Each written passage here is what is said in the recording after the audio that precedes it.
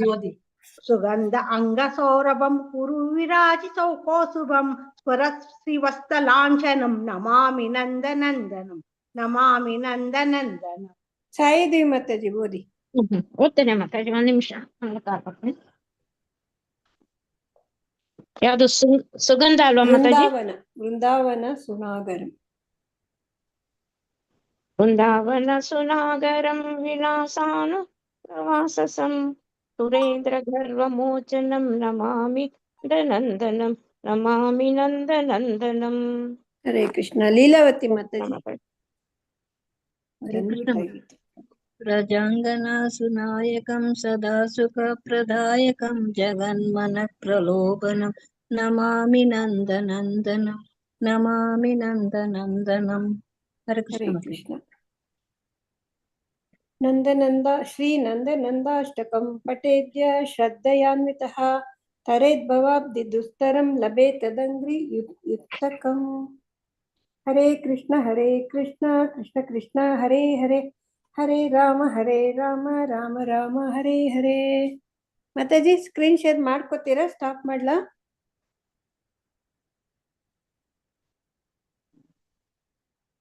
Shakuntala Mataji mute ಅಲ್ಲಿ ಇದ್ದೀರಾ ನೀವು? ಮಾಡ್ಕೊಳ್ತೀನಿ ಮಾತಾಜಿ. ಹಾ ಸರಿ.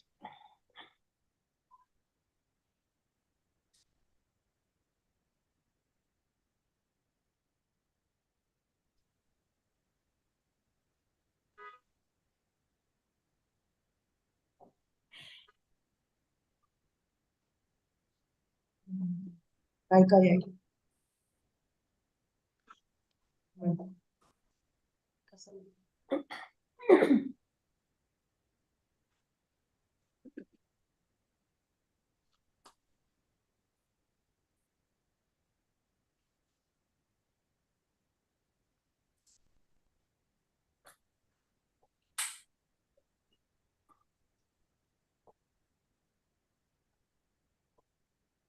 ಏನಾಯ್ತಲ್ಲ? ಹಾ ಕಾಣಿಸ್ತಿದೆ. ಜಯ ಜಯ ಶ್ರೀ ಚೈತನ್ಯ ಜಯ ನಿತ್ಯಾನಂದ. ಜಯ ಜಯ ಶ್ರೀ ಚೈತನ್ಯ ಜಯ ನಿತ್ಯಾನಂದ. ಜಯ ದ್ವೈತ ಚಂದ್ರ ಜಯ ಗೌರ ಭಕ್ತ ವೃಂದ. ಜಯ ದ್ವೈತ ಚಂದ್ರ ಜಯ ಗೌರ ಭಕ್ತ ವೃಂದ. ಜಯ ಜಯ ಶ್ರೀ ಚೈತನ್ಯ ಜಯ ನಿತ್ಯಾನಂದ. ಜಯ ಜಯ ಶ್ರೀ ಚೈತನ್ಯ ಜಯ ನಿತ್ಯಾನಂದ. ಜಯ ದ್ವೈತ ಚಂದ್ರ ಜಯ ಗೌರ ಭಕ್ತ ವೃಂದ. ಜಯ ದ್ವೈತ ಚಂದ್ರ ಜಯ ಗೌರ ಭಕ್ತ ವೃಂದ. ಜಯ ಜಯ ಶ್ರೀ ಚೈತನ್ಯ ಜಯ ನಿತ್ಯಾನಂದ. ಜಯ ಜಯ ಶ್ರೀ ಚೈತನ್ಯ ಜಯ ನಿತ್ಯಾನಂದ. ಜಯ ದ್ವೈತ ಚಂದ್ರ ಜಯ ಗೌರ ಭಕ್ತ ವೃಂದ. ಜಯ ದ್ವೈತ ಚಂದ್ರ ಜಯ ಗೌರ ಭಕ್ತ ವೃಂದ.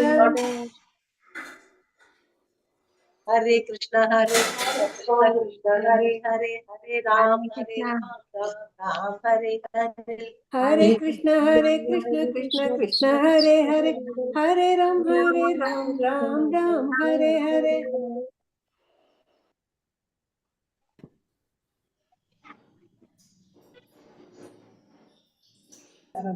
ಊಟ ಮಾಡ್ತಾ ಇದ್ದೀನಿ. ಶಾರದಾ ವಿಡಿಯೋ ಆನ್ ಮಾಡಿ ಊಟ ಮಾಡ್ತಿದ್ಯಾ?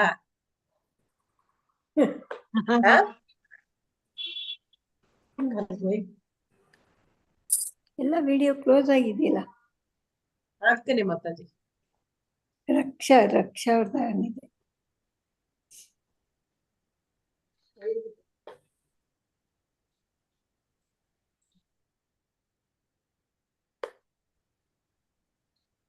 ಹರೇ ಕೃಷ್ಣ. ಎಲ್ಲರಿಗೂ ಸ್ವಾಗತ. ಶ್ಲೋಕ 29-30. ಮಾಯಾವಾದಿ ಕರ್ಮ ನಿಷ್ಠ ಕುತಾರ್ಕಿಕ ಗಣ ನಿಂದಕ ಪಾಷಂಡೀಯತ ಪಡುಯ ಅಧಮ ಸೇಯಿ ಸಭಾ ಮಹಾದಕ್ಷ ಧಾಯಿ ಫಲ ಇಲ ಸೇಯಿ ವನ್ಯತಾ ಸಭಾರೆ ಚಂತೆ ನಾರೀಲ. ಲಕ್ಷ್ಮೀ ಬೇವಿ ಮಾತಾಜಿ. ಹರೇ ಕೃಷ್ಣ. ಓದ್ತೀನಿ ಮಾತಾಜಿ. ಶ್ಲೋಕ 29-30. ಮಾಯಾವಾದಿ ಕರ್ಮನಿಷ್ಠ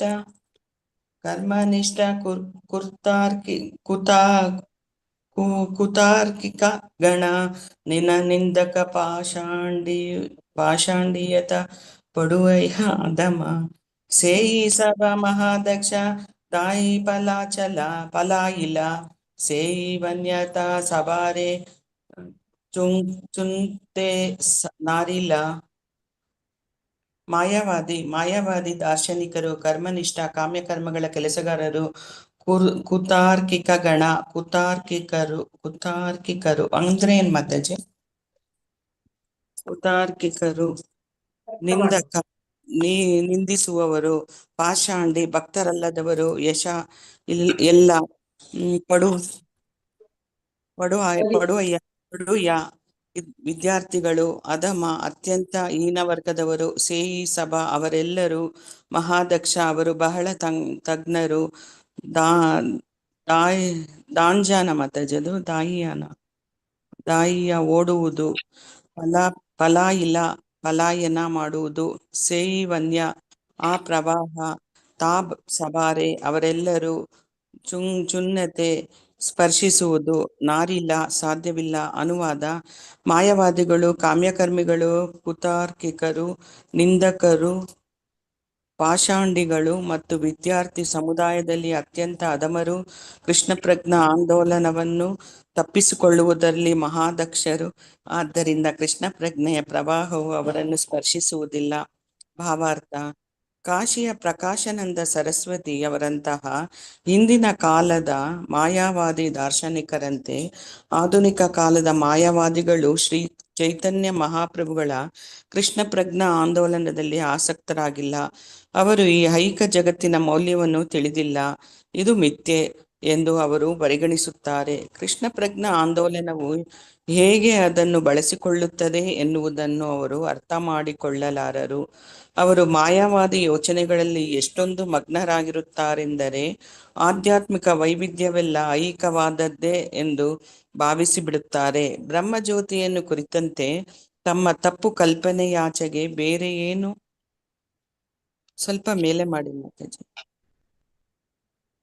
ಬೇರೆ ಏನು ಗೊತ್ತಿಲ್ಲದಿರುವುದರಿಂದ ದೇವೋತ್ತಮ ಪರಮಪುರುಷನಾದ ಕೃಷ್ಣನು ಆಧ್ಯಾತ್ಮಿಕ, ಆದ್ದರಿಂದ ಐಹಿಕ ಮಾಯೆಯ ಗ್ರಹಿಕೆಯನ್ನು ಮೀರಿದವನು ಎಂದು ಅವರು ಅರ್ಥ ಮಾಡಿಕೊಳ್ಳಲಾರರು. ಯಾವಾಗ ಕೃಷ್ಣನು ಸ್ವತಃ ಅವತರಿಸಲಿ ಅಥವಾ ಒಬ್ಬ ಭಕ್ತನಾಗಿ ಅವತರಿಸಲಿ, ಈ ಮಾಯಾವಾದಿ ದಾರ್ಶನಿಕರು ಅವನನ್ನು ಒಬ್ಬ ಸಾಧಾರಣ ಮಾನವನೆಂದು ಸ್ವೀಕರಿಸುತ್ತಾರೆ.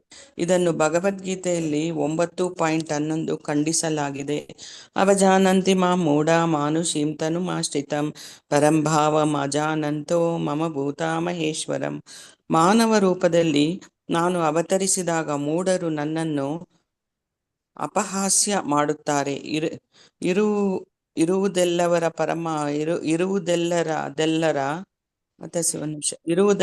ಪರಮಪ್ರಭುವು ನಾನೇ ಆಗಿರುವಂತಹ ನನ್ನ ದಿವ್ಯ ಸ್ವಭಾವವನ್ನು ಅವರು ತಿಳಿಯರು. ಇನ್ನು ಕೆಲವರು ನಿರ್ಲಜ್ಜ ವ್ಯಕ್ತಿಗಳಿದ್ದಾರೆ. ಅವರು ಪ್ರಭುವಿನ ಅವತಾರದ ದುರ್ಲಾಭ ಪಡೆಯಲು ತಾವೇ ಅವತಾರವೆಂದು ನಟಿಸುತ್ತಾ ಮುಗ್ಧ ಸಾರ್ವಜನಿಕರನ್ನು ವಂಚಿಸುತ್ತಾರೆ. ದೇವರ ಒಂದು ಅವತಾರವೆಂದರೆ ಶಾಸ್ತ್ರಗಳ ವ್ಯಾಖ್ಯೆಯ ಪರೀಕ್ಷೆಯಲ್ಲಿ ತೇರ್ಗಡೆಯಾಗಬೇಕು, ಅಲ್ಲದೆ ಅಸಾಮಾನ್ಯ ಕಾರ್ಯಗಳನ್ನು ಮಾಡಬೇಕು. ಒಬ್ಬ ಧೂರ್ತನು ತಾನು ದೇವರ ಅವತಾರ ಎಂದರೆ ನಾವು ಅಂಗೀಕರಿಸಬಾರದು. ದೇವೋತ್ತಮ ಪರಮಪುರುಷನಾಗಿ ಕಾರ್ಯ ಮಾಡುವ ಸಾಮರ್ಥ್ಯ ಅವನಿಗಿದೆಯೇ ಎಂದು ಪರೀಕ್ಷಿಸಬೇಕು. ಉದಾಹರಣೆಗೆ, ಕೃಷ್ಣನು ಭಗವದ್ಗೀತೆಯಲ್ಲಿ ಅರ್ಜುನನಿಗೆ ಬೋಧಿಸಿದನು. ಅರ್ಜುನ ಕೂಡ ಅವನನ್ನು ದೇವೋತ್ತಮ ಪರಮಪುರುಷ ಎಂದು ಸ್ವೀಕರಿಸಿದನು. ಆದರೆ ನಮಗೆ ತಿಳಿಯಲಿ ಎಂದು ಅರ್ಜುನನು ಪ್ರಭುವನ್ನು ವಿಶ್ವರೂಪ ದರ್ಶನ ಕೊಡುವಂತೆ ಕೇಳಿದನು. ಹೀಗೆ ಅವನು ನಿಜವಾಗಿಯೂ ಪರಮಪ್ರಭುವೇ ಎಂದು ಪರೀಕ್ಷಿಸಿದಂತಾಯಿತು. ಹಾಗೆಯೇ ದೇವೋತ್ತಮನ ಅವತಾರ ಎಂದು ಹೇಳಿಕೊಳ್ಳುವವನನ್ನು ಶಾಸ್ತ್ರದ ಪ್ರಮಾಣಕ್ಕೆ ಅನುಗುಣವಾಗಿದ್ದಾನೆಯೇ ಎಂದು ಪರೀಕ್ಷಿಸಬೇಕು. ಯೋಗ ಶಕ್ತಿಯ ಪ್ರದರ್ಶನದಿಂದ ದಿಕ್ಕು ತಪ್ಪಿದಂತ ಇರಬೇಕಾದರೆ ಅವತಾರ ಎಂದು ಹೇಳಿಕೊಳ್ಳುವವನನ್ನು ಶಾಸ್ತ್ರಗಳ ಹೇಳಿಕೆಯ ಬೆಳಕಿನಲ್ಲಿ ಪರೀಕ್ಷಿಸಬೇಕು. ಚೈತನ್ಯ ಮಹಾಪ್ರಭುಗಳು ಕೃಷ್ಣನ ಅವತಾರ ಎಂದು ಶಾಸ್ತ್ರದಲ್ಲಿ ವರ್ಣಿಸಲಾಗಿದೆ. ಆದ್ದರಿಂದ ಯಾರಾದರೂ ಚೈತನ್ಯ ಮಹಾಪ್ರಭುಗಳನ್ನು ಅನುಕರಿಸಲು ಬಯಸಿದರೆ ಮತ್ತು ತಾನೊಂದು ಅವತಾರ ಎಂದು ಹೇಳಿಕೊಂಡರೆ ತನ್ನ ಹೇಳಿಕೆಗೆ ಆಧಾರವಾಗಿ ತನ್ನ ಅವತಾರವನ್ನು ಕುರಿತು ಶಾಸ್ತ್ರಗಳಲ್ಲಿ ಸಾಕ್ಷ್ಯವನ್ನು ತೋರಿಸಬೇಕು. ತುಂಬಾ ಚೆನ್ನಾಗಿದೆ ಮಾತಾಜಿ. ಹರೇ ಕೃಷ್ಣ. ಧನ್ಯವಾದಗಳು. ಹರೇ ಕೃಷ್ಣ. ಧನ್ಯವಾದಗಳು ಮಾತಾಜಿ. ಮಾತಾಜಿ ಅದು ಅರ್ಥದಲ್ಲಿ ಒಂದೆರಡು ನೋಡಿ ಮಾತಾಜಿ, ಅದ್ ಹೇಳಿ ಪದ ಅರ್ಥ. ಅದು ಬರ್ತದೆ ಮುಂದೆ, ಇಲ್ಲಿ ಬರ್ತದೆ. ಬರುತ್ತಾ? ಕುತಾರ್ಕಿಕರು, ಅದ್ರಲ್ಲಿ ಕುತಾರ್ಕಿಕರು ಅಂದ್ರೆ ಕುತಾರ್ಕಿಕರು ತರ್ಕ ಮಾಡ್ತಾರಲ್ವಾ, ಇವರು ಕುತಾರ್ಕಿಕರು, ಬೇಡವಾದ ತರ್ಕ ಮಾಡುವವರು, ಮಾಯವಾದಿಗಳು, ಕಾಮ್ಯಕರ್ಮಿಗಳು, ತರ್ಕಕ್ಕೆ ಆಪೋಸಿಟ್. ನಿಂದಕರು, ಪಾಷಂಡಿಗಳು, ಇವರೆಲ್ಲ ವಿರುದ್ಧವಾಗಿ. ನಿನ್ನೆ ನಮ್ಗೆ ಏನ್ ಹೇಳಿದ್ದಾರೆ, ಅಲ್ಲಿ ಪ್ರವಾಹ ಬರ್ತದೆ, ಮಳೆ. ಒಂದು ಎಲ್ಲಿ ನಮ್ಮ ಮಾಯಾಪುರದಲ್ಲಿ ಮಳೆ ಬರ್ತದೆ, ನವದೀಪಧಾಮದಲ್ಲಿ ಮಳೆ ಬಂದು ಹೇಗೆ ಎಲ್ಲ ಪ್ರವಾಹ ತುಂಬಿ ಹೋಗ್ತದೆ, ಅಲ್ಲಿಂದ ನಾವು ಕೃಷ್ಣ ಪ್ರಜ್ಞೆಯನ್ನು ಪ್ರಾರಂಭ ಮಾಡಬೇಕು ಅನ್ನೋದು ಇವರ ಅರ್ಥ ಅಂತ ಹೇಳಿದ್ದಾರೆ. ಅದೇ ತರ ಈ ಕೃಷ್ಣ ಪ್ರಜ್ಞೆ ಏನಾಗ್ತದೆ ಅಂದ್ರೆ, ಅವರು ಮಳೆಗೆರಿತಾರೆ, ಕೃಷ್ಣ ಪ್ರಜ್ಞೆಯ ಮಳೆ, ಕೃಷ್ಣ ಪ್ರೇಮದ ಮಳೆಯನ್ನು, ಆ ದೇವೋತ್ತಮ ಪರಮ ಕೃಷ್ಣ ಪ್ರೇಮದ ಮಳೆಯನ್ನು ಇವರು ಪಂಚತತ್ವದ ಸದಸ್ಯರು ಅದನ್ನು ಏನ್ ಮಾಡ್ತಾರೆ, ಎಲ್ಲ ಕಡೆ ಹೆಚ್ಚೆಚ್ಚು ಮಳೆ ಬರುವ ಹಾಗೆ ಮಾಡ್ತಾರೆ. ಆ ಪ್ರೇಮದ ಮಳೆ ಸುರಿಯುವಂತೆ ಮಾಡಿದಷ್ಟು ಅದರ ಪ್ರವಾಹವು ಪ್ರಪಂಚದಾದ್ಯಂತ ಹೆಚ್ಚಾಗಿ ಹಬ್ಬಿ ಬಿಡ್ತದೆ ಅಂತ ಹೇಳಿದ್ದಾರೆ ನಿನ್ನೆ ಶ್ಲೋಕದಲ್ಲಿ. ಮತ್ತೆ ಕೃಷ್ಣ ಪ್ರಜ್ಞಾಂದುಲನು ಪಡಿಯಚ್ಚಲ್ಲ, ಅದು ಕುರಿತು ಕಲೆತು ನಿಂತದ್ದಲ್ಲ ಅಂತ ಹೇಳಿದ್ರೆ, ಅದು ಎಷ್ಟಿದೆ ಅಷ್ಟೇ ಅಲ್ಲ, ಅದು ಮುಂದುವರಿಸಿಕೊಂಡು ಹೋಗ್ಬೇಕು, ಬೇರೆ ಬೇರೆ ವಿಧಾನಗಳಿಂದ ಅದನ್ನು ಪ್ರಚಾರ ಮಾಡ್ಬೇಕು. ಐರೋಪ್ಯ ಮತ್ತು ಬೇರೆ ಬೇರೆ ಅಮೆರಿಕನ್ ಇವರೆಲ್ಲ ಬರ್ತಾರೆ ಸನ್ಯಾಸಿಗಳು, ಅದನ್ನೆಲ್ಲ ಇವರು ಮಾಯವಾದಿಗಳು, ಈ ಕಾಮ್ಯ ಕರ್ಮಿಗಳು ಇವರೆಲ್ಲ ಇರ್ತಾರಲ್ಲ, ಧೂರ್ತರು, ಮೂರ್ಖರು, ಇವರೆಲ್ಲ ಆಕ್ಷೇಪಣೆ ಮಾಡ್ತಾರೆ, ಅವರ ಬಗ್ಗೆ ಏನೇನೋ ಸೊಲ್ಲೆತ್ತುತ್ತಾರೆ ಅಂತ ನಿನ್ನೆ ಹೇಳಿದ್ದಾರೆ. ಇದೆಲ್ಲ ಮೀರಿಕೊಂಡು ಅವರು ಮಳೆ, ಪ್ರೇಮದ ಮಳೆ ಏನಿರ್ತದೆ, ಭಗವಂತನ ಪ್ರೇಮದ ಮಳೆ, ಅದನ್ನೆಲ್ಲ ಕೊಚ್ಚಿಕೊಂಡು ಹೋಗ್ತದಂತೆ, ಕೊಚ್ಚಿಕೊಂಡು ಹೋಗಿ ಪ್ರಪಂಚದಾದ್ಯಂತ ಹರಡಿ ಬಿಡ್ತದೆ ಕೃಷ್ಣ ಪ್ರೇಮವನ್ನು ಅಂತ ಹೇಳಿದ್ರೆ. ಈ ಪ್ರಕ್ರಿಯೆಯು ವ್ಯಾಪಿಸಿ ಇಡೀ ಜಗತ್ತನ್ನೇ ಕೃಷ್ಣ ಪ್ರಜ್ಞೆಯ ಪ್ರವಾಹದಲ್ಲಿ ಮುಳುಗಿಸಿ ಬಿಡ್ತದೆ ಅಂತ ನಿನ್ನೆ ನಾವು ತಿಳ್ಕೊಂಡಿದ್ದೇವೆ. ಇವತ್ತು ಏನ್ ಹೇಳ್ತಾರಂದ್ರೆ, ಮಾಯವಾದಿಗಳು, ಕಾಮ್ಯಕರ್ಮಿಗಳು, ಕುತಾರ್ಕಿಕರು, ನಿಂದಕರು, ಪಾಷಂಡಿಗಳು ಮತ್ತು ವಿದ್ಯಾರ್ಥಿ ಸಮುದಾಯದಲ್ಲಿ ಅತ್ಯಂತ ಅಧಮರು ಮತ್ತೆ ಕೃಷ್ಣ ಪ್ರಜ್ಞಾ ಆಂದೋಲನವನ್ನು ತಪ್ಪಿಸಿಕೊಳ್ಳುವುದರಲ್ಲಿ ಮಹಾದಕ್ಷರು, ಇವರೆಲ್ಲ ಆ ಪ್ರವಾಹ ಬರುವಾಗ ತಪ್ಪಿಸಿಕೊಳ್ತಾರಂತೆ. ನಿಮಗೆ ಗೊತ್ತಿದೆ, ಈಗ ಒಂದು ಸುನಾಮಿ ಬಂದ್ರೆ ಹೇಗೆ ಎಲ್ಲರೂ ಓಡಿ ಹೋಗ್ತಾರೆ ಅಲ್ವಾ, ಎಷ್ಟಂತ ಓಡ್ತಾರೆ, ದೊಡ್ಡ ದೊಡ್ಡ ಮನೆ ಕಟ್ಟಡ ಎಲ್ಲ ತೊಳ್ಕೊಂಡು ಹೋಗ್ತದೆ ಅದು. ಅದೇ ತರ ಈ ಕೃಷ್ಣ ಪ್ರಜ್ಞಾ ಪ್ರೇಮ ಅನ್ನುವಂಥದ್ದು, ಭಗವಂತನ ಆ ದೇವೋತ್ತಮನ ಪ್ರೇಮದ ಮಳೆ ಎಲ್ಲರನ್ನು ಇದು ಮಾಡ್ತದಂತೆ, ಕೃಷ್ಣ ಪ್ರೇಮಕ್ಕೆ ತರ್ತದೆ. ಆದ್ರೆ ಇವ್ರು ತಪ್ಪಿಸಿಕೊಳ್ತಾರಂತೆ, ಮಾಯವಾದಿಗಳು, ಕಾಮ್ಯಕರ್ಮಿಗಳು, ಇವರೆಲ್ಲ ಅದರಲ್ಲಿ ತಪ್ಪಿಸಿಕೊಳ್ಳುವುದರಲ್ಲಿ ಮಹಾದಕ್ಷರು ಅಂತ ಹೇಳಿದ್ರು. ಆದ್ದರಿಂದ ಕೃಷ್ಣ ಪ್ರಜ್ಞೆಯ ಪ್ರವಾಹವು ಅವರನ್ನು ಸ್ಪರ್ಶಿಸುವುದಿಲ್ಲ, ಓಡಿ ಹೋಗ್ತಾರೆ, ಅವರು ಸಿಗುದಿಲ್ಲ ಅದ್ರ ಒಳಗೆ. ಅದನ್ನೀಗ ಅವ್ರು ಏನ್ ಮಾಡ್ತಾರೆ, ಶ್ಲೋಕದಲ್ಲಿ ಹೇಳ್ತಾರೆ, ಕಾಶಿಯ ಪ್ರಕಾಶಾನಂದ ಸರಸ್ವತಿ ಅವರಂತಹ ಹಿಂದಿನ ಕಾಲದ ಮಾಯವಾದಿ ದಾರ್ಶನಿಕರಂತೆ ಆಧುನಿಕ ಕಾಲದ ಮಾಯವಾದಿಗಳು ಶ್ರೀ ಚೈತನ್ಯ ಮಹಾಪ್ರಭುಗಳ ಕೃಷ್ಣ ಪ್ರಜ್ಞಾ ಆಂದೋಲನದಲ್ಲಿ ಆಸಕ್ತರಾಗಿಲ್ಲ. ಅಂದ್ರೆ ಮಾಯವಾದಿಗಳು ಅಂದ್ರೆ ಮುಂದೆ ಏನು ಅಂತ ನಿಮ್ಗೆ ಕೊಟ್ಟಿದ್ದಾರೆ, ಅದನ್ನು ನಾವು ವಿವರವಾಗಿ ತಿಳ್ಕೊಳ್ಳಿಕ್ಕಿದ್ದೇವೆ. ಮಾಯವಾದಿಗಳು ಚೈತನ್ಯ ಪ್ರಭುಗಳ ಇದರಲ್ಲಿ ಬರುವುದಿಲ್ಲ, ಯಾಕಂದ್ರೆ ಅವರು ನಂಬುದಿಲ್ಲ ಕೃಷ್ಣನ ಯಾವುದೇ ಜನ್ಮ ಇರ್ಬೋದು, ಕರ್ಮಗಳನ್ನು, ಅವನ ವ್ಯಕ್ತಿ ರೂಪವನ್ನು ಅವರು ನಂಬುದಿಲ್ಲ, ಅವರಿಗೆ ಅದರಲ್ಲಿ ಆಸಕ್ತಿ ಕೂಡ ಇಲ್ಲ. ಅವರು ಈ ಐಹಿಕ ಜಗತ್ತಿನ ಮೌಲ್ಯವನ್ನು ತಿಳಿದಿಲ್ಲ ಅಂತ ಹೇಳ್ತಾರೆ. ಇದು ಮಿಥ್ಯ ಎಂದು ಅವರು ಪರಿಗಣಿಸಿದ್ದಾರೆ. ಇಲ್ಲೆಲ್ಲ ಆಗುತ್ತಿರುವಂತಹದ್ದೆಲ್ಲ ಇದು ಸುಳ್ಳು, ಮಿಥ್ಯ ಅಂತ ಹೇಳ್ತಾರೆ. ನಮ್ಮ ಪ್ರಕೃತಿಯ ಮಿಥ್ಯ ಅಂತ ಹೇಳ್ತಾರಲ್ಲ, ಜಗತ್ ಮಿಥ್ಯ ಅಂತ ಹೇಳ್ತಾರಲ್ವಾ. ಮಿಥ್ಯ ಹೇಗಾಗ್ತದೆ, ಇದು ನಿಜವಾಗಿ ಇರುವಂತಹದ್ದು, ಸತ್ಯ ಇದು, ಆದ್ರೆ ಇದು ಏನಿದು ಶಾಶ್ವತ ಅಲ್ಲ, ಮಿಥ್ಯವೂ ಅಲ್ಲ, ಶಾಶ್ವತ ಅಲ್ಲ ಅಂತ ಹೇಳ್ತಾರೆ. ಕೃಷ್ಣ ಪ್ರಜ್ಞಾ ಆಂದೋಲನವು ಹೇಗೆ ಅದನ್ನು ಬಳಸಿಕೊಳ್ಳುತ್ತದೆ ಎನ್ನುವುದನ್ನು ಅವರು ಅರ್ಥ ಮಾಡಿಕೊಳ್ಳಲಾರರು. ಅವರು ಮಾಯಾವಾದಿ ಯೋಜನೆಗಳಲ್ಲಿ ಎಷ್ಟೊಂದು ಮಗ್ನರಾಗಿರ್ತಾರೆ ಅಂದ್ರೆ, ಆಧ್ಯಾತ್ಮಿಕ ವೈವಿಧ್ಯವೆಲ್ಲ ಐಹಿಕವಾದದ್ದೇ ಎಂದು ಭಾವಿಸ್ತಾರೆ. ಇಲ್ಲಿ ಆಧ್ಯಾತ್ಮಿಕವಾದಂತಹ ಈ ಭಕ್ತಿ ಸೇವೆ ಉಂಟಲ್ವಾ, ಇದು ಲೌಕಿಕವಲ್ಲ. ಈ ಹರಿಕೃಷ್ಣ ಮಹಾಮಂತ್ರ ಕೂಡ ನಮ್ಮ ಇಲ್ಲಿಂದಲ್ಲ ಇದು ಅಲ್ವಾ, ಭೌತಿಕದಲ್ಲ, ಇದು ಗೋಲೋಕದಿಂದ ಬಂದಂತಹ ಮಂತ್ರ. ಆದ್ರಿಂದ ಇದು ಅವ್ರೇನ್ ತಿಳ್ಕೊಳ್ತಾರೆ, ಇದು ಐಹಿಕವಾದದ್ದು ಅಂತ ಹೇಳ್ತಾರೆ. ಇಲ್ಲಿ ನಡೆಯುವಂತ ಎಲ್ಲಾ ಭಕ್ತಿ ಸೇವೆ ಕೂಡ ಐಹಿಕವಾದದ್ದು, ಲೌಕಿಕವಾದದ್ದು ಅಂತ ಹೇಳ್ತಾರೆ. ಬ್ರಹ್ಮಜ್ಯೋತಿಯನ್ನು ಕುರಿತಂತೆ ತಮ್ಮ ತಪ್ಪು ಕಲ್ಪನೆಯ ಆಚೆಗೆ ಬೇರೇನೂ ಅವರಿಗೆ ಗೊತ್ತಿಲ್ಲದಿರುವುದರಿಂದ, ಬ್ರಹ್ಮಜ್ಯೋತಿ ಅಷ್ಟೇ ಗೊತ್ತಿರುವುದು ಅವರಿಗೆ, ಅದು ಮಾತ್ರ, ಅದೇ ದೇವ್ರು, ನಾವು ಸತ್ ಮೇಲೆ ಅದ್ರೊಳಗೆ ಒಂದಾಗ್ತೇವೆ ಅಷ್ಟೇ ಗೊತ್ತಿರುವುದು ಅವರಿಗೆ. ಆದ್ರಿಂದ ದೇವೋತ್ತಮ ಪರಮಕೃಷ್ಣಾದ ಕೃಷ್ಣನು ಆಧ್ಯಾತ್ಮಿಕ ಆದ್ದರಿಂದ ಆ ಐಹಿಕ ಮಾಯೆ ಗ್ರಹಿಕೆಯನ್ನು ಮೀರಿದವನು ಎಂದು ಅವರು ಅರ್ಥ ಮಾಡಿಕೊಳ್ಳಿಕ್ಕೆ ಅವರಿಗೆ ಸಾಧ್ಯ ಆಗುದಿಲ್ಲ. ಭಗವಂತ ಇಲ್ಲಿ ಹುಟ್ಟಿ ಬಂದ್ರೆ ಕೂಡ ಆ ಕೃಷ್ಣ ಅವರಿಗೆ ಭಗವಂತ ಅನ್ನೋದು ಅರ್ಥ ಆಗುದಿಲ್ಲ. ಮಾಯವಾದಿಗಳಿಗೆ ಚೈತನ್ಯ ಮಹಾಪ್ರಭುಗಳನ್ನ ಅರ್ಥ ಮಾಡ್ಕೊಳ್ಳಿಕ್ಕೆ ಅವರಿಗೆ ಆಗುದಿಲ್ಲ. ಯಾಕಂದ್ರೆ ಅವರು ಅವರ ಒಂದು ಮಾತನ್ನು ಕೂಡ ಕೇಳುದಿಲ್ಲ. ಅವರ ಈ ಹರಿಕೃಷ್ಣ ಮಹಾಮಂತ್ರದಲ್ಲಿ ನಂಬಿಕೆ ಕೂಡ ಇಲ್ಲ ಅವರಿಗೆ, ಈ ಶಾಸ್ತ್ರದಲ್ಲಿ ಕೂಡ ನಂಬಿಕೆ ಇಲ್ಲ. ಆದ್ರಿಂದ ಐಹಿಕ ಮಾಯೆಯ ಗ್ರಹಿಕೆಯನ್ನು ಅವರು ಮೀರಿದವನು ಎಂದು ಅವರಿಗೆ ಅರ್ಥ ಮಾಡ್ಕೊಳ್ಳಿಕ್ಕೆ ಆಗುದಿಲ್ಲ. ಯಾವಾಗ ಕೃಷ್ಣನು ಸ್ವತಃ ಅವತರಿಸಲಿ ಅಥವಾ ಒಬ್ಬ ಭಕ್ತನಾಗಿ ಅವತರಿಸಲಿ, ಈ ಮಾಯವಾದಿ ದಾರ್ಶನಿಕರು ಒಬ್ಬ ಸಾಧಾರಣ ಮಾನವನಿಂದ ಸ್ವೀಕರಿಸ್ತಾರೆ. ಅವನ ಮಹಿಮೆಗಳು ಅವರಿಗೆ ಅರ್ಥ ಆಗುದಿಲ್ಲ. ಸಾಧಾರಣ ಮನುಷ್ಯ ಅಂತಲೇ ಅವರು ತಿಳ್ಕೊಳ್ತಾರೆ. ಅವ್ರು ಏನಾದ್ರೂ ಈ ಗೋವರ್ಧನ ಬೆಟ್ಟ ಎತ್ತುವಂತಹದ್ದು, ಆಮೇಲೆ ಇದನ್ನ ಲೀಲೆಗಳನ್ನೆಲ್ಲ ಕೃಷ್ಣ ಮಾಡ್ತಾರಲ್ವಾ, ಕಾಳಿಂಗ ಮರ್ದನ, ಇದೆಲ್ಲ ಅವ್ರ ಮಾಯ, ಅವ್ರ ಏನೋ ಒಂದು ಶಕ್ತಿ ಇದೆ ಅದರಿಂದ ಮಾಡ್ತಾರೆ ಅಂತ ಹೇಳ್ತಾರೆ ಅವ್ರು. ಇದನ್ನು ಭಗವದ್ಗೀತೆಯಲ್ಲಿ ಖಂಡಿಸಲಾಗಿದೆ. ಈಗ ಕೃಷ್ಣನನ್ನ ಅವರು ನಂಬುದಿಲ್ಲ ಅಲ್ವಾ. ಅದಕ್ಕೆ ಇಲ್ಲಿ ಒಂದು ಶ್ಲೋಕ ಕೊಟ್ಟಿದ್ದಾರೆ ಭಗವದ್ಗೀತೆಯಲ್ಲಿ, ಅವಜಾನಂತಿ ಮಾಮೂಢ ಮಾನುಷೀಂ ತನುಮಾಶ್ರಿತಂ ಪರಂಭಾವ ಅಜಾನಂತೋ ಮಮ ಭಾವ ಭೂತ ಮಹೇಶ್ವರಂ. ಅಂದ್ರೆ ಭಗವಂತ ಮಾನವ ರೂಪದಲ್ಲಿ ಯಾವಾಗ ಅವತರಿಸಿ ಬರ್ತಾನೆ, ಈ ಮೂಢರು ಏನ್ ಮಾಡ್ತಾರೆ, ಅಪಹಾಸ್ಯ ಮಾಡ್ತಾರೆ ಅಂತ ಹೇಳಿದ್ದಾರೆ. ಇರುವುದೆಲ್ಲರ ಪ್ರಭು ನಾನೇ. ಭಗವಂತ ಏನ್ ಹೇಳ್ತಾನೆ, ಎಲ್ಲದರ ಪ್ರಭು ನಾನೇ. ಅಹಂ ಸರ್ವಸ್ವ ಪ್ರಭುವ ಮತ್ತಾ ಸರ್ವಂ ಪ್ರವರ್ತದೆ. ಎಲ್ಲ ನನ್ನಿಂದ ಬರುವಂತಹದ್ದು, ನಾನೇ ಪ್ರಭು, ಎಲ್ಲದರ ಒಡೆಯ ನಾನೇ, ಎಲ್ಲರ ನಿಯಂತ್ರಕ ನಾನೇ ಅಂತ ಹೇಳಿರ್ತಾನೆ. ಆಗಿರುವಂತಹ ನನ್ನ ದಿವ್ಯ ಸ್ವಭಾವವನ್ನು ತಿಳಿಯರು, ಇದವರಿಗೆ ಗೊತ್ತಿಲ್ಲ ಅಂತ ಹೇಳ್ತಾರೆ. ಇನ್ನು ಕೆಲವರು ನಿರ್ಲಜ್ಜ ವ್ಯಕ್ತಿಗಳಿದ್ದಾರೆ ಅಂತ ಹೇಳ್ತಾರೆ. ಅವರು ಪ್ರಭುವಿನ ಅವತಾರದ ದುರ್ಲಾಭ ಪಡೆಯಲು ತಾವೇ ಅವತಾರವೆಂದು ನಟಿಸುತ್ತಾ ಮುಗ್ಧ ಸಾರ್ವಜನಿಕರನ್ನು ವಂಚಿಸ್ತಾರೆ. ಕೆಲವರಿದ್ದಾರೆ, ನಾನೇ ಕೃಷ್ಣ ಅಂತ ಹೇಳ್ಕೊಂಡು ಎಷ್ಟೋ ಜನ ಕೃಷ್ಣನ ವೇಷ ಹಾಕೊಂಡು ನಾನು ಎಲ್ಲ ಇದು ಮಾಡ್ತೇನೆ ಹೇಳುವ. ನಿನ್ನೆ ಒಂದು ಶ್ಲೋಕದಲ್ಲಿ ನಾವು ನೋಡಿದ್ದೇವೆ, ನಾನೇ ಕೃಷ್ಣನ ಅವತಾರ ಅಂತ ಹೇಳ್ಕೊಂಡು. ಆದ್ರೆ ನಾನು ನಿನಗೆ ನನ್ನ ಬೋಧನೆಗಳನ್ನೆಲ್ಲ ಕೊಟ್ಟು ನನ್ನ ಬೋಧನೆಯೆಲ್ಲ ಮುಗ್ದು ಹೋಯ್ತು, ನನ್ನ ಭಂಡಾರ ಖಾಲಿ ಆಯ್ತು ಅಂತ ಹೇಳ್ತಾರೆ. ಆದ್ರೆ ಚೈತನ್ಯ ಮಹಾಪ್ರಭುಗಳು ಏನ್ ಹೇಳ್ತಾರೆ, ನಮ್ಮ ಕೃಷ್ಣ ಪ್ರೇಮದ ಭಂಡಾರ ಯಾವಾಗ್ಲೂ ಖಾಲಿ ಆಗುದೇ ಇಲ್ಲ, ಅದು ಪರಿಪೂರ್ಣವಾಗಿ ಇರುವಂತಹದ್ದು ಅಂತ ಹೇಳ್ತಾರೆ. ಹಾಗಾದ್ರೆ ಇವರು ನಕಲಿ ಕೃಷ್ಣ ಅಲ್ವಾ.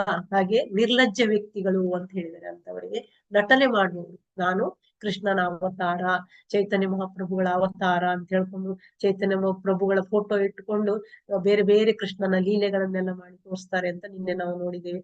ಅದೆಲ್ಲ ನಕಲಿ. ಅಂತವರು ಶಾಸ್ತ್ರಗಳ ವ್ಯಾಖ್ಯೆ ಪರೀಕ್ಷೆಯಲ್ಲಿ ತೇರ್ಗಡೆಯಾಗಬೇಕು ಅಂತ ಹೇಳ್ತಾರೆ. ಅಂದ್ರೆ ಈ ದೇವರ ಒಂದು ಅವತಾರವೆಂದರೆ ಅವರು, ನಾವು ಯಾವಾಗ್ಲೂ ಶಾಸ್ತ್ರದಲ್ಲಿ ಏನ್ ಕೊಟ್ಟಿರ್ತಾರೆ, ಇವರು ಚೈತನ್ಯ ಮಹಾಪ್ರಭುಗಳು ಬರುವುದನ್ನು ಕೊಟ್ಟಿರ್ತಾರೆ ಅಲ್ವಾ. ಎಲ್ಲ ಅವತಾರಗಳು ಈಗ ಕಲ್ಕಿ ಅವತಾರ ಆಗುವುದನ್ನು ಸಹ ಕೊಟ್ಟಿದ್ದಾರೆ ನಮ್ಗೆ. ಈ ತರ ಶಾಸ್ತ್ರಗಳಿಗೆ ಬಂದ್ರೆ ಮಾತ್ರ ನಾವು ಅದನ್ನು ನಂಬಬೇಕು, ಇಲ್ಲದಿದ್ರೆ ನಾವು ನಂಬಬಾರ್ದು. ಇಲ್ಲಿ ಇವರು ನಾನು ಅವತಾರ ಅಂತ ಹೇಳಿದ್ಮೇಲೆ ಇಂತಹ ಪವಾಡಗಳನ್ನು, ಗೋವರ್ಧನ ಬೆಟ್ಟವನ್ನು ಎತ್ತುವಂತದ್ದು, ವಿಶ್ವರೂಪವನ್ನು ತೋರಿಸುವಂತದ್ದು, ಅದು ಮಾಡ್ಲಿಕ್ಕೆ ಅವರಿಗೆ ಸಾಧ್ಯವಾ? ಸಾಧ್ಯ ಇಲ್ಲ. ಹಾಗಾದ್ರೆ ನಾವು ಅವರನ್ನು ನಂಬಲಿಕ್ಕೂ ಕೂಡ ಸಾಧ್ಯವಿಲ್ಲ. ಇಲ್ಲಿ ಏನ್ ಹೇಳ್ತಾರೆ, ಶಾಸ್ತ್ರಗಳ ವ್ಯಾಖ್ಯೆಯ ಪರೀಕ್ಷೆಯಲ್ಲಿ ಅವರು ತೇರ್ಗಡೆ ಆಗ್ಬೇಕು. ಶಾಸ್ತ್ರದಲ್ಲಿ ಏನ್ ಹೇಳಿರ್ತಾರೆ, ಭಗವಂತ ಹೌದಾದ್ರೆ ಭಗವಂತ ಮಾಡುವಂತ ಲೀಲೆಗಳನ್ನ ಅವರು ಮಾಡಿ ತೋರಿಸ್ಬೇಕು. ಅದು ಅವರಿಗೆ ಸಾಧ್ಯ ಆಗುದಿಲ್ಲ. ಅಲ್ಲದೆ ಅಸಾಮಾನ್ಯ ಕಾರ್ಯಗಳನ್ನು ಅವ್ರು ಮಾಡ್ಬೇಕು. ಆ ಗೋವರ್ಧನ ಬೆಟ್ಟ ಎತ್ತಿದ ಹಾಗೆ ಒಂದು ಬೆಟ್ಟ ಎತ್ತುದ, ಅಥವಾ ಒಂದು ಇದು ಏನ್ ವಿಶ್ವರೂಪದ ಮಾಡಿ ತೋರಿಸುದ ಮಾಡ್ಬೋದಲ್ಲ ಅವರಿಗೆ. ಆದ್ರಿಂದ ಅದು ಸಾಧ್ಯ ಇಲ್ಲ. ಶಾಸ್ತ್ರಗಳಲ್ಲಿ ಇದ್ರೆ ಮಾತ್ರ ಅವರನ್ನು ದೇವರು ಅಂತ ನಾವು, ಭಗವಂತ ದೇವೋತ್ತಮ ಪರಮ ಪುರುಷ ಅಥವಾ ಕೃಷ್ಣ ಅವತಾರ ಅಂತ ನಾವು ನಂಬಬೇಕು. ಒಬ್ಬ ಧೂರ್ತನು ತಾನು ದೇವರ ಅವತಾರ ಎಂದ್ರೆ ನಾವು ಅಂಗೀಕರಿಸಬಾರದು. ದೇವೋತ್ತಮ ಪರಮ ಪುರುಷನಾಗಿ ಕಾರ್ಯ ಮಾಡುವ ಸಾಮರ್ಥ್ಯ ಅವನಿಗಿದೆ ಎಂದು ನಾವು ಪರೀಕ್ಷಿಸಬೇಕು. ಅವನಿಗೆ ಆ ಒಂದು ಶಕ್ತಿ ಇದೆಯಾ ಅಂತ ನಾವು ತಿಳ್ಕೊಳ್ಬೇಕು. ಉದಾಹರಣೆಗೆ ಕೃಷ್ಣನು ಭಗವದ್ಗೀತೆಯಲ್ಲಿ ಅರ್ಜುನನಿಗೆ ಬೋಧಿಸಿದರು. ಅರ್ಜುನ ಕೂಡ ಅವನನ್ನು ದೇವೋತ್ತಮ ಪರಮಪುರುಷ ಎಂದು ಸ್ವೀಕರಿಸಿದನು. ಆದ್ರೆ ನಮಗೆ ತಿಳಿಯಲಿ ಎಂದು ಅರ್ಜುನನು ಪ್ರಭುವನ್ನು ವಿಶ್ವರೂಪ ದರ್ಶನ ಕೊಡುವಂತೆ ಕೇಳಿದನು. ಕೆಲವರು ಏನ್ ಮಾಡ್ತಾರೆ, ಅವನನ್ನು ನಂಬ್ತಿರ್ಲಿಲ್ಲ ಅಲ್ವಾ. ಭಗವಂತನ ಬಗ್ಗೆ ಏನೇನೋ ಮಾತಾಡ್ತಾ ಇದ್ರು ಈ ಮಾಯವಾದಿಗಳು, ದಾರ್ಶನಿಕರು ಅವರೆಲ್ಲ. ಅದಕ್ಕೆ ಅವರಿಗೋಸ್ಕರ ಇವನೇನ್ ಮಾಡ್ತಾರೆ, ನೀನು ನೀನು ನೋಡ್ಬೇಕು ನನಗೆ, ನೀನು ಹೇಗೆ ಎಲ್ಲ ಅಭಿವ್ಯಕ್ತಿಯನ್ನು ಒಂದೇ ಇದ್ರಲ್ಲಿ ನೀನು ಅಭಿವ್ಯಕ್ತಿಯಾಗಿದ್ಯಾ ಅಂಶಗಳನ್ನು ನನಗೆ ತೋರಿಸು ಅಂತ ಹೇಳ್ತಾನೆ. 10ನೇ ಅಧ್ಯಾಯದಲ್ಲೆಲ್ಲ ಹೇಳಿರ್ತಾನೆ 42ನೇ ಶ್ಲೋಕದಲ್ಲಿ. ಅದನ್ನು ನನ್ಗೆ ನೀನೀಗ ತೋರ್ಸು. ಏಕಾಂಶ ಸ್ಥಿತಿ ಜಗತ್ ಅಂತ ಹೇಳ್ತಾನಲ್ಲ, ಎಲ್ಲ ಅಂಶ ಒಂದ್ರಲ್ಲೇ ನಾನು ಸ್ಥಿತನಾಗಿದ್ದೇನೆ, ಅದು ನನಗೆ ನೀನು ಹೇಗೆ ಆಗಿದ್ಯಾ ಅದು ತೋರ್ಸು. ಮತ್ತೆ ನಿನ್ನನ್ನು ಯಾರು ಜನ ಅವಹೇಳನ ಮಾಡ್ತಾರೆ, ನಿನ್ನನ್ನು ನಂಬುದಿಲ್ಲ, ಅವರಿಗೋಸ್ಕರ ನನಗೆ ನೀನು ವಿಶ್ವರೂಪ ತೋರ್ಸು ಅಂತ ಹೇಳ್ತಾನೆ. ಆಗ ಭಗವಂತ ಅವನಿಗೆ ವಿಶ್ವರೂಪವನ್ನು ಆ ಜನರಿಗೆ ಮನದಟ್ಟು ಮಾಡ್ಲಿಕ್ಕೆ ತೋರಿಸುವಂತ. ಹೀಗೆ ನಿಜವಾಗಿಯೂ ಪರಮ ಪ್ರಭುವೇ ಎಂದು ಪರೀಕ್ಷಿಸಿದಂತಾಯ್ತು. ಹಾಗೆ ದೇವೋತ್ತಮನ ಅವತಾರ ಎಂದು ಹೇಳಿಕೊಳ್ಳುವವನನ್ನು ಶಾಸ್ತ್ರದ ಪ್ರಮಾಣಕ್ಕೆ ಅನುಗುಣವಾಗಿದ್ದಾನೆಯೇ ಎಂದು ಪರೀಕ್ಷಿಸಬೇಕು. ಶಾಸ್ತ್ರದಲ್ಲಿ ನಮ್ಗೆ ಏನ್ ಹೇಳಿರ್ತಾರೆ ಆತರ, ಈಗ ಕಲ್ಕಿ ಬರುವಾಗ ಬಿಳಿ ಕುದುರೆ ಮೇಲೆ ಬರ್ತಾನೆ, ಖಡ್ಗ ಹಿಡ್ಕೊಂಡು ಬರ್ತಾನೆ, ಅದನ್ನೆಲ್ಲ ಹೇಳಿದಾರೆ ನಮ್ಗೆ. ಆತರ ಇದ್ದಾನ, ಯಾರ ಮಗನಾಗಿ ಹುಟ್ಟಿ ಬರ್ತಾನೆ, ಯಾವ ಗ್ರಾಮದಲ್ಲಿ ಇರ್ತಾನೆ, ತಂದೆ ಹೆಸರು ತಾಯಿ ಹೆಸರು ಎಲ್ಲ ಕೊಟ್ಟಿದ್ದಾರೆ. ಆಗ ನಾವು ನಂಬಬೇಕಾಗ್ತದೆ. ಆತರ ಅವನಲ್ಲಿ ಪರೀಕ್ಷೆ ಮಾಡಿದಾಗ ಅವನ ಹೇಳಿದ ರೂಪ ಎಲ್ಲ ಅವನಲ್ಲಿ ಇದೆಯಾ ಅಂತ ತಿಳ್ಕೊಳ್ಬೇಕು. ಚೈತನ್ಯ ಮಹಾಪ್ರಭು ಕೃಷ್ಣನ ಅವತಾರ ಎಂದು ಶಾಸ್ತ್ರಗಳಲ್ಲಿ ವರ್ಣಿಸಲಾಗಿದೆ ಅಲ್ವಾ? ಇದನ್ನು ಕೂಡ ನಮ್ಗೆ ಶಾಸ್ತ್ರದಲ್ಲಿ ಕೂಡ ಹೇಳಿದ್ದಾರೆ, ಭಾಗವತದಲ್ಲಿ ಕೂಡ ಹೇಳಿದ್ದಾರೆ. ಆದ್ದರಿಂದ ಯಾರಾದ್ರೂ ಚೈತನ್ಯ ಮಹಾಪ್ರಭುಗಳನ್ನು ಅನುಕರಿಸಲು ಬಯಸಿದರೆ ಮತ್ತು ತಾನೊಂದು ಅವತಾರ ಎಂದು ಹೇಳಿಕೊಂಡರೆ, ತನ್ನ ಹೇಳಿಕೆಗೆ ಆಧಾರವಾಗಿ ತನ್ನ ಅವತಾರವನ್ನು ಕುರಿತು ಶಾಸ್ತ್ರಗಳಲ್ಲಿ ಸಾಕ್ಷ್ಯವನ್ನು ಅವರು ತೋರಿಸ್ತಾರೆ. ಇದರಲ್ಲಿ ಇದೆ ಅಂತ ಗೊತ್ತಾದ್ರೆ ಮಾತ್ರ ನಾವು ನಂಬಬಹುದು. ಇಲ್ಲಿ 11ನೇ ಸ್ಕಂದದಲ್ಲಿ ನಮ್ಗೆ ಚೈತನ್ಯ ಮಹಾಪ್ರಭುಗಳ ಬಗ್ಗೆ ಕೊಟ್ಟಿದ್ದಾರೆ ಅಲ್ವಾ? ಕೃಷ್ಣ ವರ್ಣಂ ಕೃಷ ಕೃಷ್ಣ ಅಂತ ಕೊಟ್ಟಿದ್ದಾರೆ. ಆದ್ರೆ ಸಾಂಗೋಪಾಂಗಸ್ತ್ರ ಪಾರ್ಷದಂ ಅಲ್ವಾ? ಹಿಂದೆ ನೋಡಿದ್ದೇವೆ ನಾವು. ಶ್ಲೋಕ 31-32. ತಾಹಾದೇಕಿ ಮಹಾಪ್ರಭು ಕರೇನ ಚಿಂತನ ಜಗತ ಡುಬಾಯಿತೆ ಅನಿ ಕರಿಲು ಯುತನ ಯತನ ಕೇಹ ಕೇಹ ಏಡಾಯಿಲ ಪ್ರತಿಜ್ಞಾ ಹಾಯಿಲ ಭಂಗ ದಾಸಬಾಡು ಭಾಯಿತೆ ಪಾತಿವ ಕಿಚೂರಂಗ. ನಾನೇ ಓದ್ತೀನಿ ಮಾತಾಜಿ. ತಾಹಾದೇಕಿ ಮಹಾಪ್ರಭು ಕರೇನ ಚಿಂತನ ಜಗತ ಡುಬಾಯಿತೆ ಆಮಿ ಕರಿಲು ಯತನ ಕೇಹ ಕೇಹ ಏಡೋ ಇಲ ಪ್ರತಿಜ್ಞಾ ಹಾಯಿಲ ಭಂಗ ತಾಸಬ ಡುಬಾಯಿತೆ ಪಾಯಿಬ ಕಿಚೂರಂಗ. ತಾಹಾದೇಕಿ, ಈ ಪ್ರಗತಿಯನ್ನು ಗಮನಿಸಿ, ಮಹಾಪ್ರಭು ಶ್ರೀ ಚೈತನ್ಯ ಮಹಾಪ್ರಭುಗಳು ಕರೇನ ಮಾಡುತ್ತಾರೆ, ಚಿಂತನೆಯನ್ನು, ಜಗತ್ ಸಮಸ್ತ ಜಗತ್ತು, ದುಬಾಯಿತೆ ಮುಳುಗಲು, ಆಮಿ ನಾನು, ಕರಿಲು ಪ್ರಯತ್ನಿಸಿದೆ, ಯತನ ಪ್ರಯತ್ನಗಳು, ಕೇಹ ಕೇಹ ಅವರಲ್ಲಿ ಕೆಲವರು, ಏಡಾಬಲ್ ಇಲ್ಲ ಪಾರಾದರು, ಪ್ರತಿಜ್ಞೆ, ಹಾ ಇಲ್ಲ ಆಯಿತು, ಭಂಗ ಮುರಿದ, ತಾಸಬ ಅವರೆಲ್ಲ, ಡುಬಾಯಿತೆ ಅವರನ್ನು ಮುಳುಗುವಂತೆ ಮಾಡುವುದು, ಪಾತಿಬ ಮಾಡುತ್ತೇನೆ, ಕಿಚು ಒಂದು, ರಂಗ ಉಪಾಯ. ಅನುವಾದ: ಮಾಯಾವಾದಿಗಳು ಮತ್ತು ಇತರರು ಪಲಾಯನ ಮಾಡುತ್ತಿರುವುದನ್ನು ನೋಡಿ ಚೈತನ್ಯ ಮಹಾಪ್ರಭುಗಳು ದೇವೋತ್ತಮನ ಪ್ರೀತಿ ಎಂಬ ಪ್ರವಾಹದಲ್ಲಿ ಪ್ರತಿಯೊಬ್ಬರು ಮುಳುಗಬೇಕೆಂದು ನಾನು ಬಯಸಿದ್ದೆ. ಆದರೆ ಅವರಲ್ಲಿ ಕೆಲವರು ಪಾರಾದರು. ಆದ್ದರಿಂದ ಅವರನ್ನೂ ಮುಳುಗಿಸಲು ನಾನು ಒಂದು ಉಪಾಯವನ್ನು ಹೂಡುತ್ತೇನೆ ಎಂದು ಯೋಚಿಸಿದರು. ಭಾವಾರ್ಥ: ಇಲ್ಲಿ ಒಂದು ಮುಖ್ಯವಾದ ಸಂಗತಿ ಇದೆ.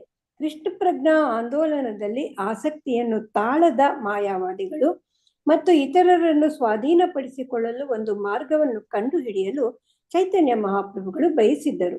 ಇದು ಆಚಾರ್ಯರ ಲಕ್ಷಣ. ಪ್ರಭುವಿನ ಸೇವೆ ಮಾಡಲೆಂದು ಬರುವ ಆಚಾರ್ಯರು ಒಂದು ಪಡಿ ಹೆಚ್ಚಿನಂತೆ ಕೆಲಸ ಮಾಡುತ್ತಾರೆಂದು ನಿರೀಕ್ಷಿಸಲಾಗದು. ಕೃಷ್ಣ ಪ್ರಜ್ಞೆಯನ್ನು ಪ್ರಸಾರ ಮಾಡಲು ಅವರು ಮಾರ್ಗೋಪಾಯಗಳನ್ನು ಕಂಡುಹಿಡಿಯಬೇಕು.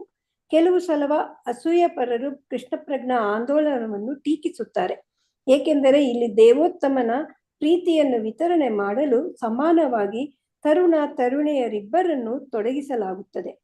ಯುರೋಪ್ ಮತ್ತು ಅಮೆರಿಕಗಳಂತಹ ದೇಶಗಳಲ್ಲಿ ತರುಣಿಯರು ಸರಾಗವಾಗಿ ಬೆರೆತು ಕೆಲಸ ಮಾಡುತ್ತಾರೆ ಎಂಬುದನ್ನು ತಿಳಿಯದ ಮೂರ್ಖರು ಮತ್ತು ಧೂರ್ತರು ಕೃಷ್ಣ ಪ್ರಜ್ಞೆಯಲ್ಲಿ ತರುಣಿಯರು ಪರಸ್ಪರ ಸೇರಿ ಕೆಲಸ ಮಾಡುವುದನ್ನು ಟೀಕಿಸುತ್ತಾರೆ. ಆದರೆ ಒಂದು ಸಮುದಾಯದ ಸಾಮಾಜಿಕ ಪದ್ಧತಿಗಳನ್ನು ಒಂದೇ ಸಲಕ್ಕೆ ಬದಲಾಯಿಸಲಾಗುವುದಿಲ್ಲ ಎನ್ನುವುದನ್ನು ಆ ಧೂರ್ತರು ತಿಳಿದಿರಬೇಕು. ಹೇಗಾದರೂ ಈ ತರುಣಿಯರಿಗೆ ಪ್ರಚಾರಕರಾಗಲು ತರಬೇತಿ ನೀಡುವುದರಿಂದ ಈ ತರುಣಿಯರೇನು ಸಾಧಾರಣವಾಗಿರುವುದಿಲ್ಲ. ಕೃಷ್ಣ ಪ್ರಜ್ಞೆಯನ್ನು ಪ್ರಚಾರ ಮಾಡುತ್ತಿರುವ ಅವರ ಸೋದರರಷ್ಟೇ ಸಮರ್ಥರಾಗಿದ್ದಾರೆ. ಆದ್ದರಿಂದ ತರುಣಿಯರನ್ನು ಸಂಪೂರ್ಣವಾಗಿ ದಿವ್ಯ ಕಾರ್ಯಗಳಲ್ಲಿ ತೊಡಗುವಂತೆ ಮಾಡುವುದು ಕೃಷ್ಣ ಪ್ರಜ್ಞಾ ಆಂದೋಲನವನ್ನು ಪ್ರಸಾರ ಮಾಡಲು ಉದ್ದಿಷ್ಟವಾದ ನೀತಿಯಾಗಿದೆ. ತರುಣಿಯರು ಬೇರೆಯವರನ್ನು ಟೀಕೆ ಮಾಡುವ ಈ ಅಸೂಯಪರ ಮೂರ್ಖರು ತಮ್ಮ ಮೂರ್ಖತನದಲ್ಲಿಯೇ ತೃಪ್ತಿ ಪಟ್ಟುಕೊಳ್ಳಬೇಕಷ್ಟೆ. ಏಕೆಂದರೆ ಕೃಷ್ಣ ಪ್ರಜ್ಞೆಯನ್ನು ಪ್ರಸಾರ ಮಾಡುವುದಕ್ಕೆ ಸೂಕ್ತವಾದ ಮಾರ್ಗೋಪಾಯಗಳನ್ನು ಅಳವಡಿಸುವುದನ್ನು ಕುರಿತು ಅವರು ಚಿಂತಿಸಲಾರರು. ಅವರ ಏಕಪ್ರಕಾರವಾದ ವಿಧಾನಗಳು ಕೃಷ್ಣ ಪ್ರಜ್ಞೆಯನ್ನು ಪ್ರಸಾರ ಮಾಡಲು ಎಂದೂ ನೆರವಾಗುವುದಿಲ್ಲ. ಆದ್ದರಿಂದ ನಾವು ಈಗ ಏನು ಮಾಡುತ್ತಿದ್ದೇವೆಯೋ ಅದು ಚೈತನ್ಯ ಮಹಾಪ್ರಭುಗಳ ಅನುಗ್ರಹದಿಂದ ಪರಿಪೂರ್ಣವಾಗಿದೆ. ಏಕೆಂದರೆ ಕೃಷ್ಣ ಪ್ರಜ್ಞೆಯಿಂದ ದೂರ ಉಳಿದವರನ್ನು ಆಕರ್ಷಿಸಲು ಮಾರ್ಗವನ್ನು ಕಂಡುಹಿಡಿಯುವಂತೆ ಸೂಚಿಸಿದವರು ಅವರೇ. ಹರೇ ಕೃಷ್ಣ. ಹರೇ ಕೃಷ್ಣ. ಧನ್ಯವಾದ. ಏನ್ ಹೇಳ್ತಿದ್ದಾರೆ? ಮಾಯವಾದಿಗಳು ಮತ್ತು ಇತರರು ಪಲಾಯನ ಮಾಡುತ್ತಿರುವುದನ್ನು ನೋಡಿ. ಈ ಚೈತನ್ಯ ಮಹಾಪ್ರಭುಗಳು ದೇವೋತ್ತಮನ ಪ್ರೀತಿ ಎಂಬ ಪ್ರವಾಹದಲ್ಲಿ ಪ್ರತಿಯೊಬ್ಬರು ಮುಳುಗಬೇಕೆಂದು ನಾನು ಬಯಸಿದ್ದೆ. ಅವರಿಗೆ ಎಲ್ರಿಗೆ ಕೃಷ್ಣ ಪ್ರೇಮ ಕೊಡ್ಲಿಕ್ಕೆ ಬಂದವರು ಅವರು ಅಲ್ವಾ, ಮಹಾವದನ್ಯಾಯ ಅವರು. ಎಲ್ರಿಗೆ ಪ್ರೇಮ ಕೊಡ್ಬೇಕು ಅಂತ ಅವರ ಇಚ್ಛೆ. ಆದ್ರೆ ಇವ್ರೇನ್ ಮಾಡ್ತಾರೆ? ಓಡಿ ಹೋಗ್ತಾ ಇದ್ದಾರೆ. ಪ್ರವಾಹ ಬಂದಾಗ ಅಲ್ಲಿಂದ ಓಡ್ತಾ ಇದ್ದಾರೆ. ಅದಕ್ಕೆ ಇಷ್ಟ ಇಲ್ಲ ಅವರಿಗೆ ಅದ್ರಲ್ಲಿ ಬರ್ಲಿಕ್ಕೆ. ಆದ್ರೆ ಅವರಿಗೆ ಅವರನ್ನು ಕೂಡ ತರಬೇಕು ಅಂತ ಆಸೆ. ಅಯ್ಯೋ ಇವ್ರು ತಪ್ಪಿ ಹೋಗ್ತಾ ಇದ್ದಾರಲ್ಲ ಅಂತ ಅವರ ಮೇಲೆ ಕೂಡ ಕರುಣೆ ಕೃಷ್ಣ ಚೈತನ್ಯ ಮಹಾಪ್ರಭುಗಳಿಗೆ. ಆದರೆ ಅವರಲ್ಲಿ ಕೆಲವರು ಪಾರಾದರು. ಆದ್ದರಿಂದ ಅವರನ್ನು ಮುಳುಗಿಸಲು ನಾನು ಒಂದು ಉಪಾಯವನ್ನು ಹೂಡುತ್ತೇನೆ. ಇವರನ್ನು ಕೂಡ ಕೃಷ್ಣ ಪ್ರಜ್ಞೆಗೆ ತರಬೇಕು, ಕೃಷ್ಣ ಪ್ರೇಮವನ್ನು ಅವ್ರು ಪಡಿಬೇಕು, ಈ ಕೃಷ್ಣ ಪ್ರೇಮದ ಒಂದು ಪ್ರವಾಹದಲ್ಲಿ ಅವರು ಮುಳುಗಬೇಕು ಅಂತ ಅವರು ಒಂದು ಯೋಚನೆ ಮಾಡ್ತಾರೆ. ಇದಕ್ಕೆ ಏನಾದ್ರೂ ಉಪಾಯ ಮಾಡ್ಬೇಕು ಅಂತ ಚೈತನ್ಯ ಮಹಾಪ್ರಭುಗಳು ಯೋಚನೆ ಮಾಡ್ತಾರೆ. ಅಲ್ಲಿ ಆಗ ನಾವು ಓದಿದ್ವಿ ಪಡಿಯಚ್ಚು ಅಂದ್ರೆ ಇಲ್ಲಿ ಕೊಟ್ಟಿದ್ದಾರೆ ಅದು ಪಡಿಯಚ್ಚು ಅಂತ. ಇಲ್ಲಿ ಒಂದು ಮುಖ್ಯವಾದ ಸಂಗತಿ ಇದೆ. ಕೃಷ್ಣ ಪ್ರಜ್ಞಾ ಆಂದೋಲನದಲ್ಲಿ ಆಸಕ್ತಿಯನ್ನು ತಾಳದ ಮಾಯವಾದಿಗಳು, ಅವರಿಗೆ ಆಸಕ್ತಿ ಇಲ್ಲ ಕೃಷ್ಣ ಪ್ರಜ್ಞೆಯಲ್ಲಿ, ಅವರದ್ದು ಬೇರೆನೆ ಇದಿರ್ತದೆ ಮಾಯವಾದಿಗಳದ್ದು. ಮತ್ತು ಇತರರನ್ನು ಸ್ವಾಧೀನಪಡಿಸಿಕೊಳ್ಳಲು ಒಂದು ಮಾರ್ಗವನ್ನು ಕಂಡುಹಿಡಿಯಲು ಚೈತನ್ಯ ಮಹಾಪ್ರಭುಗಳು ಬಯಸಿದರು. ಇವರನ್ನೆಲ್ಲ ಹೇಗಾದ್ರೂ ಮಾಡಿ ನಾವು ಸ್ವಾಧೀನ ಮಾಡ್ಕೊಳ್ಬೇಕು, ಕೃಷ್ಣ ಪ್ರಜ್ಞೆಗೆ ತರಬೇಕು. ಅದು ಅವರಲ್ಲಿ ಕೂಡ ಮಹಾ ವಿದ್ವಾಂಸರಿದ್ದಾರೆ, ಮಾಯವಾದಿಗಳಲ್ಲಿ ಕೂಡ ಇದ್ದಾರೆ. ಅವರನ್ನೆಲ್ಲ ಹಿಡ್ಕೊಂಡ್ರೆ ಅಲ್ಲಿ ಅವರ ಅನುಯಾಯಿಗಳು ಕೂಡ ಕೃಷ್ಣ ಪ್ರಜ್ಞೆಗೆ ಬರ್ತಾರೆ. ಎಲ್ಲರೂ ಕೃಷ್ಣ ಪ್ರಜ್ಞೆಗೆ ಬಂದ್ರೆ ಇಲ್ಲಿ ಟೀಕೆ ಟಿಪ್ಪಣಿ ಮಾಡೋರು ಯಾರು ಇರುವುದಿಲ್ಲ. ಅದಕ್ಕೆ ಎಲ್ಲರನ್ನು ತರಬೇಕು, ಎಲ್ಲರನ್ನು ಉದ್ಧಾರ ಮಾಡ್ಬೇಕು ಅಂತ ಅವ್ರು ಇಷ್ಟಪಡ್ತಾರೆ. ಇದು ಆಚಾರ್ಯರ ಲಕ್ಷಣ ಅಂತ ಹೇಳ್ತಾರೆ. ಎಲ್ಲಾ ಆಚಾರ್ಯರು ಅವ್ರಿಗೆ ಯಾರ ಮೇಲೆ ಕೂಡ ಭೇದ ಭಾವ ಇರುವುದಿಲ್ಲ, ಎಲ್ಲರನ್ನು ಉನ್ನತಿಗೆ ಕೊಂಡೋಗ್ಬೇಕಂತ ಇರುವಂತದ್ದು. ಪ್ರಭುವಿನ ಸೇವೆ ಮಾಡಲೆಂದು ಬರುವ ಆಚಾರ್ಯರು ಒಂದು ಪಡಿಯಚ್ಚಿನಂತೆ ಕೆಲಸ ಮಾಡುತ್ತಾರೆಂದು ನಿರೀಕ್ಷಿಸಲಾಗ.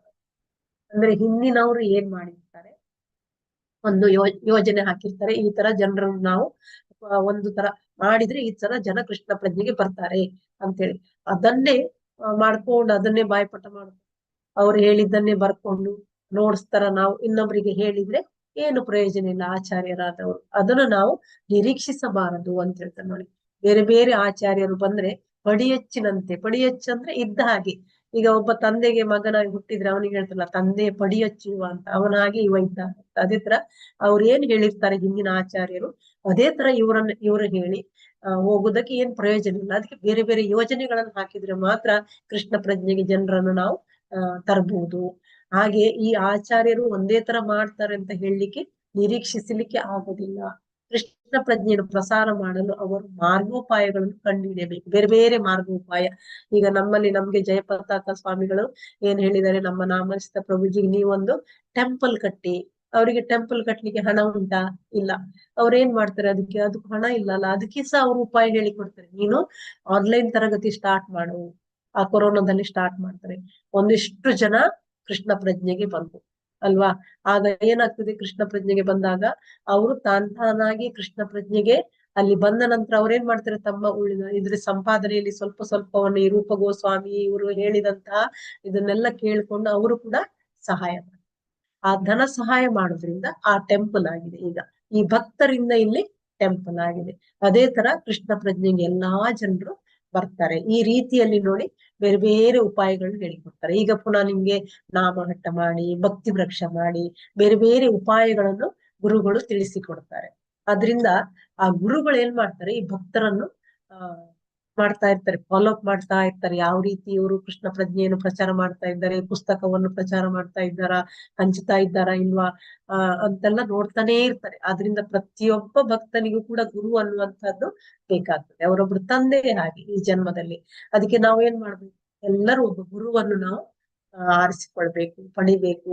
ಮುಂದಿನ ಜನ್ಮದಲ್ಲಿ ಕೂಡ ನಮ್ಗೆ ಈಗ ಜನ್ಮ ಕೊಟ್ಟಂತಹ ತಂದೆ ಮುಂದಿನ ಜನ್ಮಕ್ಕೆ ತಂದೆ ಆಗುದಿಲ್ಲ. ಆದ್ರೆ ಈಗ ನಮ್ಗೆ ಯಾರು ಗುರುವಾಗಿರ್ತಾರೆ ಅವರು ನಮ್ಗೆ ಮುಂದಿನ ಜನ್ಮದಲ್ಲಿ ತಂದೆಯಾಗಿ ಗುರುವಾಗಿ ನಮ್ಗೆ ಸಿಗ್ತಾರೆ. ಆದ್ರಿಂದ ಇದು ಭಾಗವತದಲ್ಲಿರುವುದನ್ನು ಹೇಳ್ತಾ ಇದ್ದೇನೆ. ಆದ್ರಿಂದ ನಾವು ಎಲ್ಲರೂ ಸಹ ಗುರುವನ್ನು ಸ್ವೀಕಾರ ಮಾಡ್ಬೇಕು. ಕೃಷ್ಣ ಪ್ರಜ್ಞೆ ಪ್ರಸಾರ ಮಾಡ್ಲಿಕ್ಕೆ ಒಂದು ಮಾರ್ಗೋಪಾಯವನ್ನು ಕಂಡುಹಿಡಿಯಬೇಕು. ಕೆಲವು ಸಲ ಅಸೂಯಾಪರರು ಮತ್ಸರ ತುಂಬಾ ಇರ್ತಾರೆ. ಅವ್ರೇನ್ ಮಾಡ್ತಾರೆ, ಕೃಷ್ಣ ಪ್ರಜ್ಞಾ ಆಂದೋಲನ ಟೀಕೆ ಮಾಡ್ತಾರೆ. ಈ ಮಾಯವಾದಿಗಳು, ನಿಂದಕರು, ಪಾಷಂಡಿಗಳು ಅಂತೆಲ್ಲ ನಾವು ಆಗ ನೋಡಿದೀವಲ್ಲ, ಕುತಾರ್ಕಿಕರು, ಇವರೆಲ್ಲ. ಏಕೆಂದ್ರೆ ಇಲ್ಲಿ ದೇವೋತ್ತಮನ ಪ್ರೀತಿಯನ್ನು ವಿತರಣೆ ಮಾಡಲು ಸಮಾನವಾಗಿ ತರುಣ ತರುಣಿಯರನ್ನು ತೊಡಗಿಸಿಕೊಳ್ತಾರೆ. ಅಂದ್ರೆ ಈಗ ಹೆಂಗಸರು, ಮಕ್ಕಳು ಎಲ್ರು ಪ್ರಭುಪಾದರು ನೋಡಿ ಎಲ್ಲರನ್ನು ತಂದಿದ್ದಾರೆ ಅಲ್ವಾ, ಕೃಷ್ಣ ಪ್ರಜ್ಞೆಗೆ ತಗೊಂಡು ಬಂದ್ರು.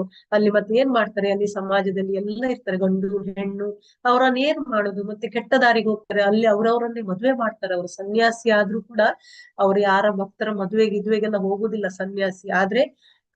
ಪ್ರಭುಪಾದರು ಏನ್ ಮಾಡ್ತಾರೆ, ಸಮಾಜದಲ್ಲಿ ಒಳ್ಳೆ ರೀತಿಯಲ್ಲಿ ನಡಿಬೇಕು ಅಂತ ಅವರನ್ನು ಮದ್ವೆ ಮಾಡ್ತಾರೆ, ಅವ್ರನ್ನ ಕೃಷ್ಣ ಪ್ರಜ್ಞೆಗೆ ತರ್ತಾರೆ. ಆಮೇಲೆ ಅವರನ್ನು ಪ್ರಚಾರಕ್ಕೆ ಕಳಿಸ್ತಾರೆ, ಬೇರೆ ಬೇರೆ ದೇಶಗಳಿಗೆ ಅವರನ್ನೇ ಗಂಡ ಹೆಂಡತಿಯನ್ನು ಕಳಿಸಿ ಪ್ರಚಾರ ಮಾಡಿಸ್ತಾರೆ. ಒಳ್ಳೊಳ್ಳೆ ಮಾರ್ಗೋಪಾಯಗಳನ್ನು ಪ್ರಭುಪಾದರು ಕೂಡ ಕಂಡುಹುಡುಕಿದ್ದಾರೆ. ಹಾಗೆಯೇ ಈ ಕೃಷ್ಣ ಪ್ರಜ್ಞೆ ಪ್ರಸಾರ ಮಾಡಲು ಮಾರ್ಗೋಪಾಯಗಳನ್ನು ಕಂಡುಹಿಡಿಯಬೇಕು. ಕೆಲವು ಸಲ ಅಸೂಯಾಪರರು ಕೃಷ್ಣ ಪ್ರಜ್ಞೆ ಆಂದೋಲನ ಟೀಕೆ ಮಾಡ್ತಾರಂತೆ. ಹೆಂಗಸರು ಗಣಸರು ಎಲ್ಲ ಇರ್ತಾರೆ, ಯುರೋಪಿಯನ್ನರು, ಅಮೆರಿಕನ್ರು, ಬೇರೆ ಬೇರೆ ತರುಣಿಯರು ಬೆರೆತು ಮಾಡ್ತಾರೆ ಎಂಬುದನ್ನು ತಿಳಿಯದ ಮೂರ್ಖರು ಮತ್ತು ಧೂರ್ತರು ಕೃಷ್ಣ ಪ್ರಜ್ಞೆಯಲ್ಲಿ ತರುಣ ತರುಣಿಯರು ಪರಸ್ಪರ ಸೇರಿ ಕೆಲಸ ಮಾಡುವುದನ್ನು ಟೀಕಿಸುತ್ತಾರೆ. ಆದರೆ ಕೃಷ್ಣ ಪ್ರಜ್ಞೆಗೆ ಬಂದಾಗ ಏನ್ ಮಾಡ್ತಾರೆ, ಹೇಗೆ ನಾವು ನಿಯಂತ್ರಕ ತತ್ವಗಳನ್ನು ಬಳಸಬೇಕು, 4 ನಿಯಂತ್ರಕ ತತ್ವಗಳು ಅಲ್ವಾ, ನೀತಿ ನಿಯಮ ಎಲ್ಲ ಕಲಿಸಿರ್ತಾರೆ ಅವರು. ಆ ಕೃಷ್ಣ ಪ್ರಜ್ಞೆಯಲ್ಲಿ ಇದ್ರೂ ಕೂಡ ಅಲ್ಲಿ ತುಂಬಾ ಅವರಲ್ಲಿ ಇದಿರ್ತದೆ, ಏನು ಅಂದ್ರೆ ಸ್ವಲ್ಪ ದೂರ ಇರುವಂತಹದ್ದು, ಇದು ಮಾಡುವ ಕೆಟ್ಟ ಭಾವನೆಗಳು ಅದೆಲ್ಲ ಇರುವುದಿಲ್ಲ ಅವರಲ್ಲಿ. ಯಾಕಂದ್ರೆ ಅವರು ಕೃಷ್ಣ ಪ್ರಜ್ಞೆಯಲ್ಲಿ ಏನ್ ಮಾಡ್ಬೇಕು ಅನ್ನೋದು ಅವರಿಗೆ ಎಲ್ಲ ಅವರಿಗೆ ವಿಧಿ ನಿಯಮಗಳನ್ನು ತಿಳಿಸಿಕೊಟ್ಟಿರ್ತಾರೆ. ಕೃಷ್ಣ ಪ್ರಜ್ಞೆಯಲ್ಲಿ ತರುಣ ತರುಣಿಯರು ಪರಸ್ಪರ ಕೆಲಸ ಮಾಡುವುದು ಟೀಕಿಸ್ತಾರೆ. ಆದರೆ ಒಂದು ಸಮುದಾಯದ ಸಾಮಾಜಿಕ ಪದ್ಧತಿಗಳನ್ನು ಒಂದೇ ಸಲಕ್ಕೆ ಬದಲಾಯಿಸಲು ಆಗುವುದಿಲ್ಲ. ಅವ್ರನ್ನೆಲ್ಲ ಬದಲು ಮಾಡ್ಲಿಕ್ಕೆ ತುಂಬಾ ಕಷ್ಟ ಎನ್ನುವುದನ್ನು ಈ ಧೂರ್ತರು ತಿಳಿದಿರಬೇಕು.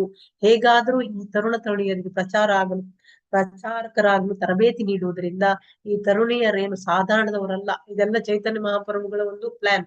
ಈ ಹೆಂಗಸರಿಗೆ ಟ್ರೈನಿಂಗ್ ಕೊಟ್ರೆ ಅವರೇನು ಸಾಮಾನ್ಯರಲ್ಲ, ಅವರ ಸಹೋದರರಾಗಿ ಅವರು ಕೂಡ ಅಷ್ಟು ಪ್ರಚಾರ ಮಾಡ್ಲಿಕ್ಕೆ ಸಮರ್ಥರಾಗ್ತಾರೆ ಕೃಷ್ಣ ಪ್ರಜ್ಞೆಯಲ್ಲಿ ಅಂತ ಅವ್ರು ಯೋಚನೆ ಮಾಡ್ತಾರೆ. ಆದ್ದರಿಂದ ತರುಣ ತರುಣಿಯರನ್ನು ಸಂಪೂರ್ಣವಾಗಿ ದಿವ್ಯ ಕಾರ್ಯಗಳನ್ನು ತೊಡಗುವಂತೆ ಮಾಡುವಂತಹದ್ದು ಇದು ಒಂದು ಅವರ ಪ್ಲಾನ್. ಕೃಷ್ಣ ಪ್ರಜ್ಞಾ ಆಂದೋಲನವನ್ನು ಪ್ರಸಾರ ಮಾಡಲು ಉದ್ದಿಷ್ಟವಾದ ರೀತಿಯಾಗಿದೆ. ತರುಣ ತರುಣಿಯರು ಬೆರೆಯುವುದನ್ನು ಟೀಕೆ ಮಾಡುವ ಈ ಅಸೂಯಾಪರ ಮೂರ್ಖರು ಮತ್ತು ಮೂರ್ಖತನದಲ್ಲಿ ತೃಪ್ತಿ ಪಟ್ಟಿಕೊಳ್ಳಬೇಕಷ್ಟೇ.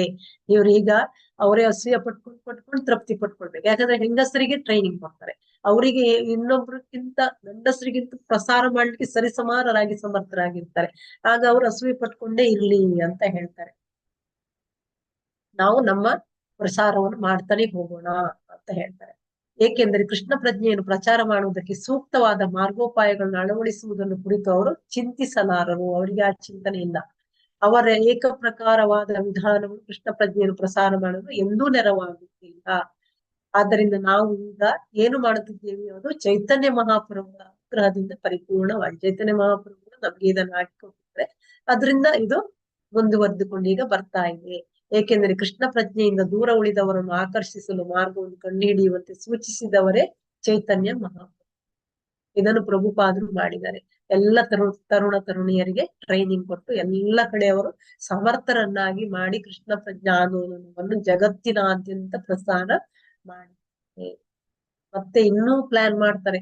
ಈ ಜನ ಅವರನ್ನು ನಂಬುದಿಲ್ಲ, ಸಾಮಾನ್ಯ ಮನುಷ್ಯನಾಗಿ ಬರ್ತಾರೆ ಚೈತನ್ಯ ಮಹಾಪ್ರಭುಗಳು. ಅವರಿಗೆ ಸಾಮಾನ್ಯ ಮನುಷ್ಯ, ಅವರ ಈ ಒಂದು ಅತಿ ಮಾನುಷ ಕಾರ್ಯಗಳು ಅವರಿಗೆ ಕಾಣೋದಿಲ್ಲ. ಅದಕ್ಕೆ ಇನ್ನೇನ್ ಮಾಡ್ಲಿ, ಅವರು ಬೇರೆ ಉಪಾಯಗಳನ್ನು ಮಾಡ್ತಾರೆ. ಏತ ಬಲಿ ಮನೆ ಕಿಚು ಕರಿಯ ವಿಚಾರ, ಸನ್ಯಾಸಾಶ್ರಮ ಪ್ರಭು ಕೈಲೆ ಅಂಗೀಕಾರ. ಮಧುಮೇಹಿ ಮಾತಾಜಿ. ಹರೇ ಕೃಷ್ಣ ಮಾತಾಜಿ. ಏತ ಬಲಿ ಮನೆ ಕಿಚು ಕರಿಯ ವಿಚಾರ, ಸನ್ಯಾಸ ಆಶ್ರಮ ಪ್ರಭು ಕೈಲ ಅಂಗೀಕಾರ. ಏತ ಬಲಿ ಇದನ್ನು ಹೇಳುತ್ತಾ ಮನದಲ್ಲಿ ಕಿಚು ಯಾವುದೋ ಒಂದು ಕರಿಯ ಮಾಡುವುದು, ವಿಚಾರ ಪರಿಗಣನೆ, ಸನ್ಯಾಸ ಆಶ್ರಮ ಪ್ರಭು ಕೈಲ ಮಾಡಿದರು, ಅಂಗೀಕಾರ. ಅನುವಾದ ಮತ್ತು ಭಾವಾರ್ಥ ಶ್ರೀಲ ಪ್ರಭುಪಾದರಿಂದ. ಶ್ರೀಲ ಪ್ರಭುಪಾದಕ್ಕೆ ಜೈ. ಹೀಗೆ ಪ್ರಭುಗಳು ಸಾರ ವಿಚಾರ ಮಾಡಿ ಸನ್ಯಾಸಾಶ್ರಮವನ್ನು ಸ್ವೀಕರಿಸಿದರು. ಭಾವಾರ್ಥ: ಶ್ರೀ ಚೈತನ್ಯ ಮಹಾಪ್ರಭುಗಳು ಸ್ವತಃ ದೇವರೇ ಆಗಿರುವುದರಿಂದ ಸನ್ಯಾಸವನ್ನು ಸ್ವೀಕರಿಸುವ ಅಗತ್ಯವಿರಲಿಲ್ಲ. ಜೀವನದ ಐಹಿಕ ದೇಹದ ಕಲ್ಪನೆಯು ಅವರಿಗೆ ಸಂಬಂಧಿಸಿರಲಿಲ್ಲ. ಶ್ರೀ ಚೈತನ್ಯ ಮಹಾಪ್ರಭುಗಳು ಬ್ರಾಹ್ಮಣ, ಕ್ಷತ್ರಿಯ, ವೈಶ್ಯ, ಶೂದ್ರ ಮತ್ತು ಬ್ರಹ್ಮಚಾರಿ, ಗೃಹಸ್ಥ, ವಾನಪ್ರಸ್ಥ, ಸನ್ಯಾಸ ಎಂಬ ಯಾವುದೇ 8 ವರ್ಣಾಶ್ರಮ ಧರ್ಮಗಳಲ್ಲಿ ತಮ್ಮನ್ನು ಗುರುತಿಸಿಕೊಂಡಿರಲಿಲ್ಲ. ಅವರು ತಮ್ಮನ್ನು ಪರಮ ಚೈತನ್ಯ ಎಂದು ಗುರುತಿಸಿಕೊಂಡಿದ್ದರು. ಶ್ರೀ ಚೈತನ್ಯ ಮಹಾಪ್ರಭುಗಳು, ಅಥವಾ ಹಾಗೆ ನೋಡಿದರೆ ಯಾವುದೇ ಪರಿಶುದ್ಧ ಭಕ್ತ, ಎಂದಿಗೂ ಈ ಸಾಮಾಜಿಕ ಮತ್ತು ಆಧ್ಯಾತ್ಮಿಕ ಜೀವನ ವಿಧಾನಗಳೊಡನೆ ತಮ್ಮನ್ನು ಗುರುತಿಸಿಕೊಳ್ಳುವುದಿಲ್ಲ. ಏಕೆಂದರೆ ಒಬ್ಬ ಭಕ್ತನು ಸಮಾಜದ ಈ ವಿವಿಧ ವರ್ಗಾಂತರಗಳನ್ನು ಸದಾ ಮೀರಿದವನಾಗಿರುತ್ತಾನೆ. ಇಷ್ಟಾದರೂ ಚೈತನ್ಯ ಮಹಾಪ್ರಭುಗಳು ಸನ್ಯಾಸವನ್ನು ಸ್ವೀಕರಿಸಲು ನಿರ್ಧರಿಸಿದರು. ಸನ್ಯಾಸಿಯಾದರೆ ಪ್ರತಿಯೊಬ್ಬರೂ ಗೌರವವನ್ನು ತೋರಿಸುತ್ತಾರೆ, ಅದರಿಂದ ಅನುಕೂಲವಾಗುತ್ತದೆ ಎನ್ನುವುದು ಉದ್ದೇಶ. ದಿಟ್ಟದಲ್ಲಿ ಅವರು ಸನ್ಯಾಸವನ್ನು ಸ್ವೀಕರಿಸುವ ಅಗತ್ಯವಿಲ್ಲದಿದ್ದರೂ ಅವರು ಸಾಧಾರಣ ಮನುಷ್ಯ ಎಂದು ಭಾವಿಸುವವರ ಪ್ರಯೋಜನಕ್ಕಾಗಿ ಹಾಗೆ ಮಾಡಿದರು. ಅವರು ಸನ್ಯಾಸವನ್ನು ಸ್ವೀಕರಿಸಿದ್ದರ ಮೂಲ ಉದ್ದೇಶವೆಂದರೆ ಮಾಯಾವಾದಿ ಸನ್ಯಾಸಿಗಳ ಉದ್ಧಾರ. ಇದು ಈ ಅಧ್ಯಾಯದಲ್ಲಿ ಮುಂದೆ ಸ್ಪಷ್ಟವಾಗುತ್ತದೆ. ಶ್ರೀಲ ಭಕ್ತಿ ಸಿದ್ಧಾಂತ ಸರಸ್ವತಿ ಠಾಕೂರರು ಮಾಯಾವಾದಿ ಎಂಬ ಶಬ್ದವನ್ನು ಹೀಗೆ ವಿವರಿಸಿದ್ದಾರೆ: ದೇವೋತ್ತಮ ಪರಮಪುರುಷನು ಜೀವನದ ಐಹಿಕ ಕಲ್ಪನೆಯನ್ನು ಮೀರಿದವನಾಗಿದ್ದಾನೆ. ದೇವೋತ್ತಮ ಪರಮಪುರುಷ ಕೃಷ್ಣನ ದೇಹವು ಮಾಯೆಯಿಂದ ನಿರ್ಮಿತವಾಗಿದೆ. ಭಗವದ್ಧಾಮ ಮತ್ತು ಅವನನ್ನು ಸಮೀಪಿಸಲು ಬಳಸುವ ಪ್ರಕ್ರಿಯೆಯಾದ ಭಕ್ತಿ ಸೇವೆ ಕೂಡ ಮಾಯೆ ಎಂದು ಪರಿಗಣಿಸುವವನೇ ಮಾಯಾವಾದಿ. ಭಕ್ತಿ ಸೇವೆಯ ಎಲ್ಲ ಪರಿಕರಗಳು ಮಾಯೆ ಎಂದು ಮಾಯಾವಾದಿಗಳು ಪರಿಗಣಿಸುತ್ತಾರೆ. ಮಾಯೆಯು ಐಹಿಕ ಅಸ್ತಿತ್ವವನ್ನು ಕುರಿತದ್ದು. ಅದು ಕಾಮ್ಯ ಕರ್ಮಗಳ ಪ್ರತಿಕ್ರಿಯೆಗಳ ಫಲ. ಭಕ್ತಿ ಸೇವೆ ಕೂಡ ಅಂತಹ ಕಾಮ್ಯಕರ್ಮಗಳಲ್ಲಿ ಒಂದು ಎಂದು ಮಾಯಾವಾದಿಗಳು ಪರಿಗಣಿಸುತ್ತಾರೆ. ಅವರ ಪ್ರಕಾರ ಭಾಗವತರು, ಭಕ್ತರು ದಾರ್ಶನಿಕ ಜಿಜ್ಞಾಸೆಗಳಿಂದ ಪರಿಶುದ್ಧರಾದಾಗ ಮುಕ್ತಿ ಎಂಬ ವಾಸ್ತವ ಬಿಂದುವಿನ ಬಳಿಗೆ ಬರುತ್ತಾರೆ. ಭಕ್ತಿ ಸೇವೆಯನ್ನು ಕುರಿತು ಹೀಗೆ ಜಿಜ್ಞಾಸೆ ಮಾಡುವವರನ್ನು ಕುತರ್ಕಿಗಳು ಎಂದು ಕರೆಯುತ್ತಾರೆ. ಭಕ್ತಿ ಸೇವೆಯು ಕಾಮ್ಯ ಕರ್ಮ ಎಂದು ಪರಿಗಣಿಸುವವರನ್ನು ಕರ್ಮನಿಷ್ಠರು ಎಂದು ಕರೆಯುತ್ತಾರೆ. ಭಕ್ತಿ ಸೇವೆಯನ್ನು ಟೀಕಿಸುವವರನ್ನು ನಿಂದಕರು ಎಂದು ಕರೆಯುತ್ತಾರೆ. ಹಾಗೆಯೇ ಭಕ್ತಿ ಕಾರ್ಯಗಳನ್ನು ಐಹಿಕ ಎಂದು ಪರಿಗಣಿಸುವ ಅಭಕ್ತರನ್ನು ಪಾಷಂಡಿಗಳು ಎಂದು ಕರೆಯುತ್ತಾರೆ. ಇಂತಹುದೇ ದೃಷ್ಟಿಕೋನವನ್ನು ಹೊಂದಿರುವ ವಿದ್ವಾಂಸರನ್ನು ಅಧಮ, ಕೊಡುಯ ಎಂದು ಕರೆಯುತ್ತಾರೆ. ಕುತಾರ್ಕಿಕರು, ನಿಂದಕರು, ಪಾಷಂಡಿಗಳು ಮತ್ತು ಅಧಮ ಪಡುಯಾಗಳು ಇವರೆಲ್ಲರೂ ದೇವೋತ್ತಮನ ಬಗೆಗಿನ ಪ್ರೇಮವನ್ನು ಬೆಳೆಸಿಕೊಳ್ಳುವಂತೆ ಮಾಡುವ ಶ್ರೀ ಚೈತನ್ಯ ಮಹಾಪ್ರಭುಗಳ ಆಂದೋಲನದಿಂದ ದೂರ ಸರಿಯುತ್ತಾರೆ. ಶ್ರೀ ಚೈತನ್ಯ ಮಹಾಪ್ರಭುಗಳಿಗೆ ಅವರ ಬಗೆಗೆ ಅನುಕಂಪ ಉಂಟಾಯಿತು. ಈ ಕಾರಣಕ್ಕಾಗಿ ಅವರು ಸನ್ಯಾಸವನ್ನು ಸ್ವೀಕರಿಸಲು ನಿರ್ಧರಿಸಿದರು. ಅವರನ್ನು ಸನ್ಯಾಸಿಯಾಗಿ ನೋಡಿದರೆ ಜನರು ಗೌರವ ತೋರಿಸುತ್ತಾರೆ. ಸನ್ಯಾಸಾಶ್ರಮಕ್ಕೆ ಭಾರತದಲ್ಲಿ ಇನ್ನೂ ಗೌರವ ಸಲ್ಲುತ್ತಿದೆ. ಹಾಗೆ ನೋಡಿದರೆ ಸನ್ಯಾಸಿಯ ವಸ್ತ್ರವನ್ನು ನೋಡುತ್ತಿದ್ದಂತೆಯೇ ಭಾರತದಲ್ಲಿ ಸಾರ್ವಜನಿಕರು ಗೌರವ ತೋರಿಸುತ್ತಾರೆ. ಆದ್ದರಿಂದ ಶ್ರೀ ಚೈತನ್ಯ ಮಹಾಪ್ರಭುಗಳು ತಮ್ಮ ಭಕ್ತಿ ಪಂಥದ ಪ್ರಚಾರದ ಸೌಲಭ್ಯಕ್ಕಾಗಿ ಸನ್ಯಾಸವನ್ನು ಸ್ವೀಕರಿಸಿದರು. ಇಲ್ಲದಿದ್ದರೆ ಅವರು ಆಧ್ಯಾತ್ಮಿಕ ಜೀವನದ 4ನೆಯ ಆಶ್ರಮವನ್ನು ಸ್ವೀಕರಿಸುವ ಅಗತ್ಯವಿರಲಿಲ್ಲ. ಧನ್ಯವಾದಗಳು ಮಾತಾಜಿ. ಹರೇ ಕೃಷ್ಣ. ಧನ್ಯವಾದಗಳು ಮಾತಾಜಿ. ಹರೇ ಕೃಷ್ಣ. ಚೆನ್ನಾಗಿದೆ ಅಲ್ವಾ? ನಿಮ್ಗೆ ಮಾಯವಾದಿಗೆ, ಪಾಷಂಡಿ ಯಾರು, ನಿಂದಕರು ಯಾರು ಎಲ್ಲ ಅರ್ಥ ಇಲ್ಲಿ ಕೊಟ್ಟಿದ್ದಾರೆ ಚಂದ ಮಾಡಿ ನೋಡಿ. ಹೀಗೆ ಪ್ರಭುಗಳು ಸಾರ ವಿಚಾರ ಮಾಡಿ ಸನ್ಯಾಸಾಶ್ರಮವನ್ನು ಸ್ವೀಕಾರ ಮಾಡ್ತಾರೆ. ಅಂದ್ರೆ ಅವರು ಸಾಧಾರಣರಾಗಿ ಅವರಿಗೆ ಕಾಣ್ತಾರೆ. ಅವ್ರು ಯಾವ ತರ ಹೇಳಿದ್ರು ಕೂಡ ಅವ್ರು ನಂಬುದಿಲ್ಲ ಅವರನ್ನು. ಅದಕ್ಕೆ ಅವರು ಈ ಒಂದು ಸನ್ಯಾಸಾಶ್ರಮ ತಗೊಳ್ಳಿಕ್ಕೆ ನಿರ್ಧಾರ ಮಾಡ್ತಾರೆ. ಶ್ರೀ ಚೈತನ್ಯ ಮಹಾಪ್ರಭುಗಳು ಸ್ವತಃ ದೇವರೇ ಆಗಿರುವುದರಿಂದ ಸನ್ಯಾಸವನ್ನು ಸ್ವೀಕರಿಸುವ ಅಗತ್ಯ ಅವರಿಗೆ ಇರ್ಲಿಲ್ಲ. ಯಾಕಂದ್ರೆ ಅವರು ಅವರಿಗೆ ಯಾವ್ದು ಸಹ ಐಹಿಕದ ಇದೇ ಇಲ್ಲ ಅಲ್ವಾ? ಎಲ್ಲದ್ರಲ್ಲಿ ಅವರು ವಿರಕ್ತಿಯಲ್ಲಿ ಇರ್ತಾರೆ. ಆದ್ರೆ ಅವರಿಗೆ ಗೊತ್ತಾಗುತ್ತೆ ಜನರಿಗೆ ಅವರಿಗೆ ಈ ಒಂದು ಕಾಣ್ಲಿಕ್ಕೋಸ್ಕರ ಆ ಸನ್ಯಾಸ ಡ್ರೆಸ್ ಅನ್ನು ಅವ್ರು ಹಾಕೊಳ್ಬೇಕಾಗ್ತದೆ. ಇಲ್ಲದಿದ್ರೆ ಅವರು ಅಗತ್ಯವೇ ಇಲ್ಲ ಅವರಿಗೆ. ಜೀವನದ ಐಹಿಕ ದೇಹದ ಕಲ್ಪನೆಯು ಅವರಿಗೆ ಸಂಬಂಧಿಸಿರ್ಲಿಲ್ಲ. ತನ್ನ ದೇಹಕ್ಕೆ ಆ ಸನ್ಯಾಸ ಡ್ರೆಸ್ ಹಾಕೊಂಡು ನಾನು ಸನ್ಯಾಸಿ ಅಂತ ತೋರ್ಪಡಿಸುವ ಅವಶ್ಯಕತೆ ಇರ್ಲಿಲ್ಲ ಅವರಿಗೆ. ಶ್ರೀ ಚೈತನ್ಯ ಮಹಾಪ್ರಭು ಬ್ರಾಹ್ಮಣ, ಕ್ಷತ್ರಿಯ, ವೈಶ್ಯ, ಶೂದ್ರ ಮತ್ತು ಬ್ರಹ್ಮಚಾರಿ, ಗೃಹಸ್ಥ, ವಾನಪ್ರಸ್ಥ, ಸನ್ಯಾಸ ಎಂಬ ಯಾವುದೇ 8 ವರ್ಣಾಶ್ರಮಗಳ ಧರ್ಮಗಳಲ್ಲಿ ತಮ್ಮನ್ನು ಗುರುತಿಸಿಕೊಂಡಿರಲಿಲ್ಲ. ಅವರು ತಮ್ಮನ್ನು ಪರಮ ಚೈತನ್ಯ ಎಂದು ಗುರುತಿಸಿಕೊಂಡಿದ್ರು ಅಂತ ಹೇಳ್ತಾರೆ.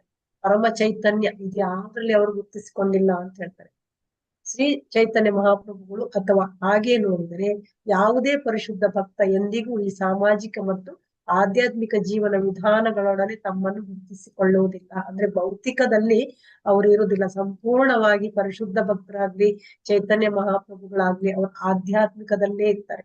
ಆದ್ರೆ ನೋಡುವಾಗ ಮಾತ್ರ ನಮ್ಗೆ ಅವರು ಬ್ರಾಹ್ಮಣನಾಗಿ, ಕ್ಷತ್ರಿಯನಾಗಿ, ವೈಶ್ಯನಾಗಿ ಹೀಗೆ. ಆದ್ರೆ ಶುದ್ಧ ಭಕ್ತನಾಗಿದ್ರೆ ಅವರು ಲೌಕಿಕವಾಗಿ ಇರುವುದಿಲ್ಲ, ಅಲೌಕಿಕವಾಗಿ ಇರ್ತಾರೆ. ಅದರಲ್ಲಿ ಅವರು ಗುರುತಿಸಿಕೊಳ್ಳುವುದಿಲ್ಲ ಅಂತ ಹೇಳಿ.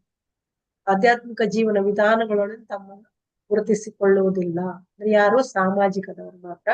ಪರಿಶುದ್ಧ ಭಕ್ತ ಎಂದಿಗೂ ಈ ಸಾಮಾಜಿಕ ಮತ್ತು ಆಧ್ಯಾತ್ಮಿಕ ಜೀವನ ವಿಧಾನಗಳನ್ನ ತಮ್ಮನ್ನು ಗುರುತಿಸಿಕೊಳ್ಳುವುದಿಲ್ಲ. ಏಕೆಂದರೆ ಒಬ್ಬ ಭಕ್ತನು ಸಮಾಜದ ಈ ವಿವಿಧ ವರ್ಗಾಂತರಗಳನ್ನು ಸದಾ ಮೀರಿದವನು ಆಗಿರ್ತಾನೆ. ಭಕ್ತ ಈ ಎಲ್ಲ ವರ್ಗಗಳನ್ನು ಮೀರಿದವನಾಗಿರ್ತಾನೆ ಅಂತ ಹೇಳ್ತಾರೆ.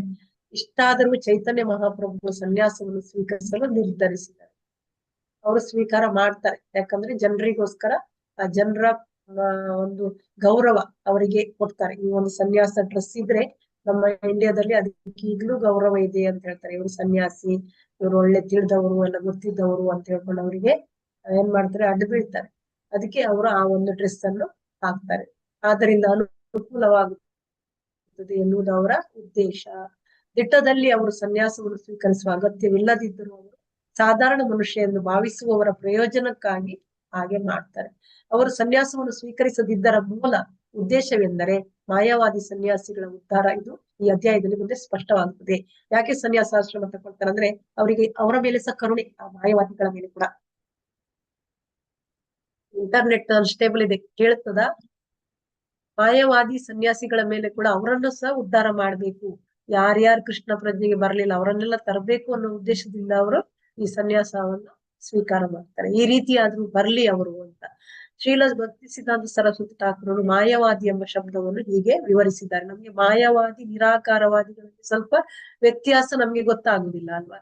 ನಿರಾಕಾರವಾದಿಗಳಂದ್ರೆ ಭಗವಂತನನ್ನು ಇದು ಸಾಕಾರ ರೂಪದಲ್ಲಿ ಪೂಜೆ ಮಾಡುದಿಲ್ಲ ಅವರು, ನಿರಾಕಾರ, ಅಲ್ಲಿ ವ್ಯಕ್ತಿ ರೂಪ ಇಲ್ಲ.